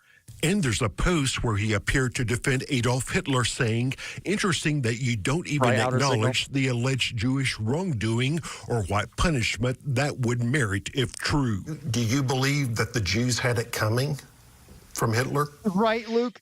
Had it coming. I mean, it's not my place to judge. It seems to me that saying there is no reason at all to murder 6 million Jews is an easy answer. Yeah, well, I don't know that 6 million Jews were murdered. I mean, Meowser, you're not wrong, right? I mean, I think there's like definitely a bunch of subs here, right? I don't know that. We can have dozens of these communities within the next 5 years. We can have hundreds of them if we keep the momentum up. As for his hopes to establish whites-only communities. But see, that's my thought, Luke, is like, they're so cowardly, right? Like, as soon as you put the spotlight on them in a camera, they become scared. And they're like, oh, no, I don't really believe, yeah, okay. They're all a bunch of cowards.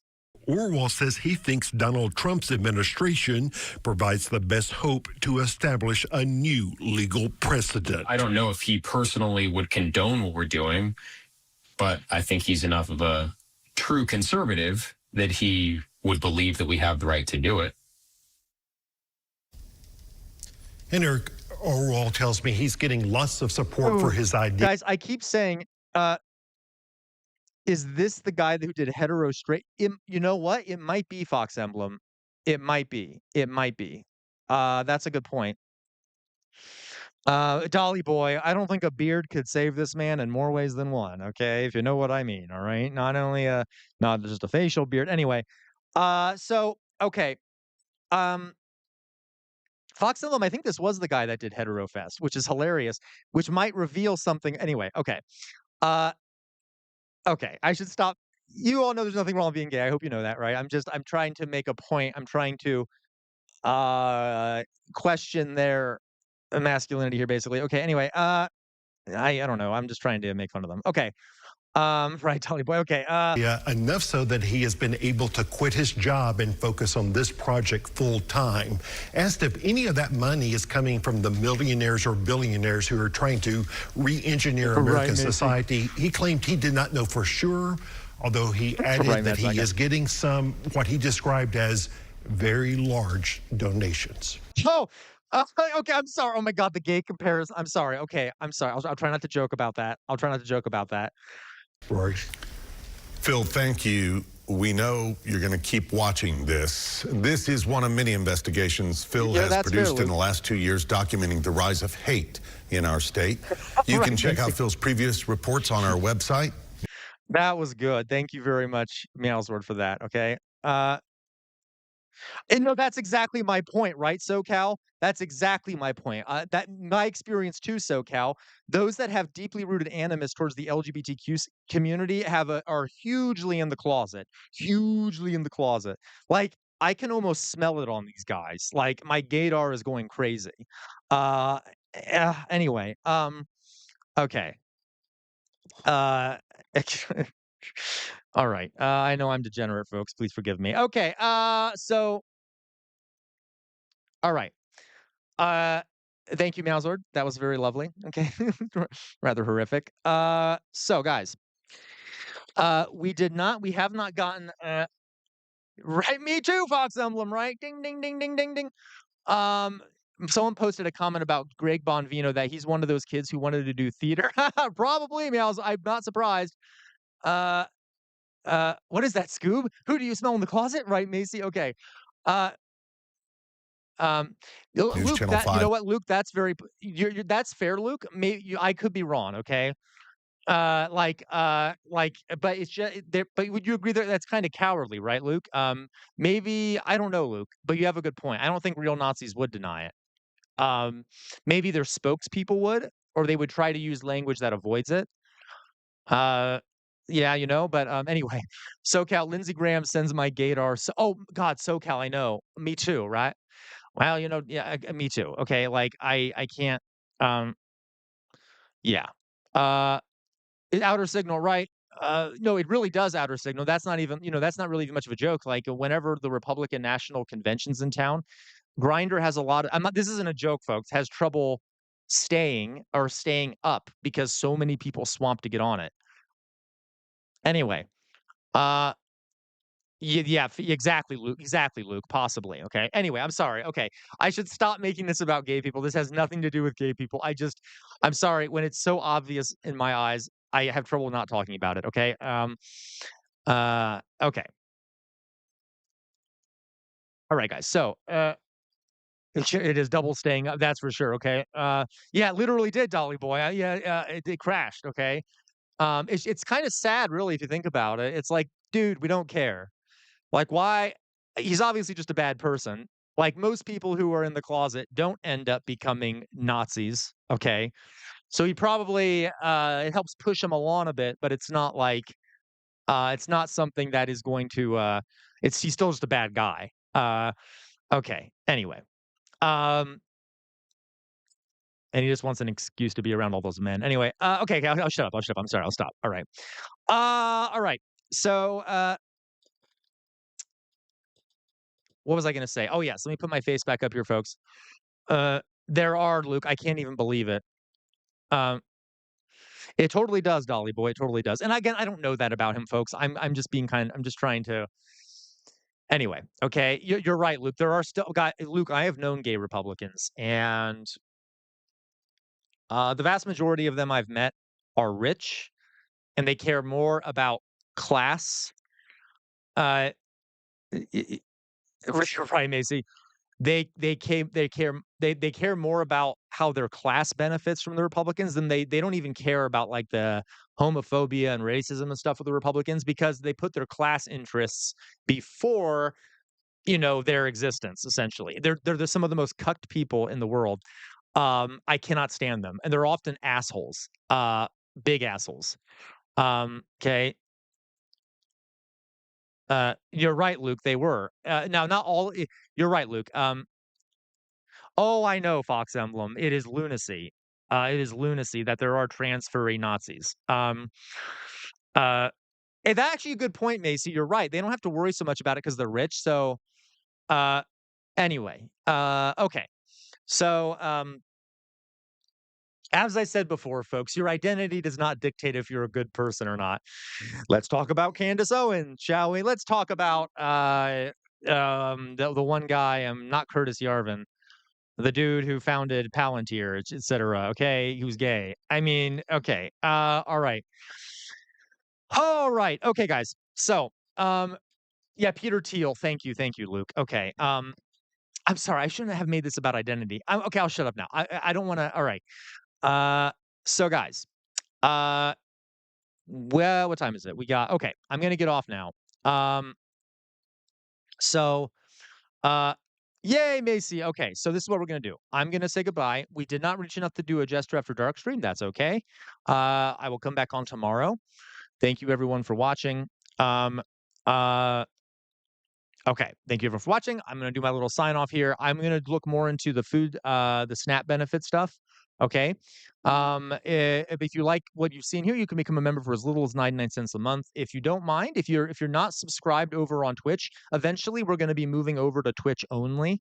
So it's better to do that now if you'd like. Okay. So if you go over to Twitch, you can actually subscribe using Amazon Prime and give me some of Jeff Bezos's money for free. And then you also won't have to see ads if you do that over on Twitch. What else? Yeah, I would do it, Matt Saigai. If I got the money after I was, if I got to the limit after I get off here, I would do it. Yes. Okay, guys. You all know what I'm about to say. You all know what I'm about to say. You all ready? You all ready for this? You all ready for this? Ba-na-na, bum-ba-dum, ba-dum, bum-bum-bum. Okay. First and foremost, free Palestine. Israel killed over 100 Palestinians over the last few days. Monstrous genocidal regime over there. Free Palestine. Second of all, never stop resisting. The easiest way to resist is to think for yourselves. The easiest way to resist is to think for yourselves, and that includes when you watch me. I'm not perfect. I make mistakes. See what other people are saying. Don't get caught in an information silo, because the easiest way to resist is to think for yourselves. We saw today that I made a mistake, didn't I? I said that a nuclear bomb would destroy all matter in the universe. I clearly had, in my mind, really made it worse than it was, even though destroying the atmosphere is just as bad, okay? Regardless, you can see I'm not perfect. I make mistakes. Thirdly here, we're living in a fascist moment in this country. Fascism thrives in an environment where people have lost faith in their democratic institutions, so they turn to more radical ends of the spectrum, okay? The bad one being the fascism end of the spectrum, okay? We need major reforms in this country. We need major reforms here in the UK, elsewhere. You cannot stand in the center. If you stand in the center, the fascists will walk all over you, okay? Don't be a slug. Don't stand in the center. Resist. We need major reforms in this country. On the wall behind me is a sword. The name of that sword is Chainbreaker. Chainbreaker has been passed on to my family for many years. It is thought to have been responsible for the death of 7 slave owners. Why do I have it back there? I have it back there to remind everyone that our ancestors have made some major sacrifices for some of the things we have today. You liar, Matt Saigai, okay? Including some of the freedoms we have, some of the economic freedoms, women having the right to vote, et cetera, et cetera. Many of them even died getting those things, okay? We cannot let their sacrifice go to waste, folks. Please, please, please, do not let their sacrifice go to waste. And always, always, always, always, always, always fight for a better future, just like they did. And on that note, folks, you have a good rest of your day, morning, evening, noon, night, day, wherever you may be in the world. Love you all very much. You can still send me stuff if you want to. Matt Saigai, you can send it to me on Buy Me a Coffee if you'd like. If I do get enough by 7 or 8, I will still do it. But anyway. Okay, guys. Bye-bye. Love you all. See ya. Bye-bye.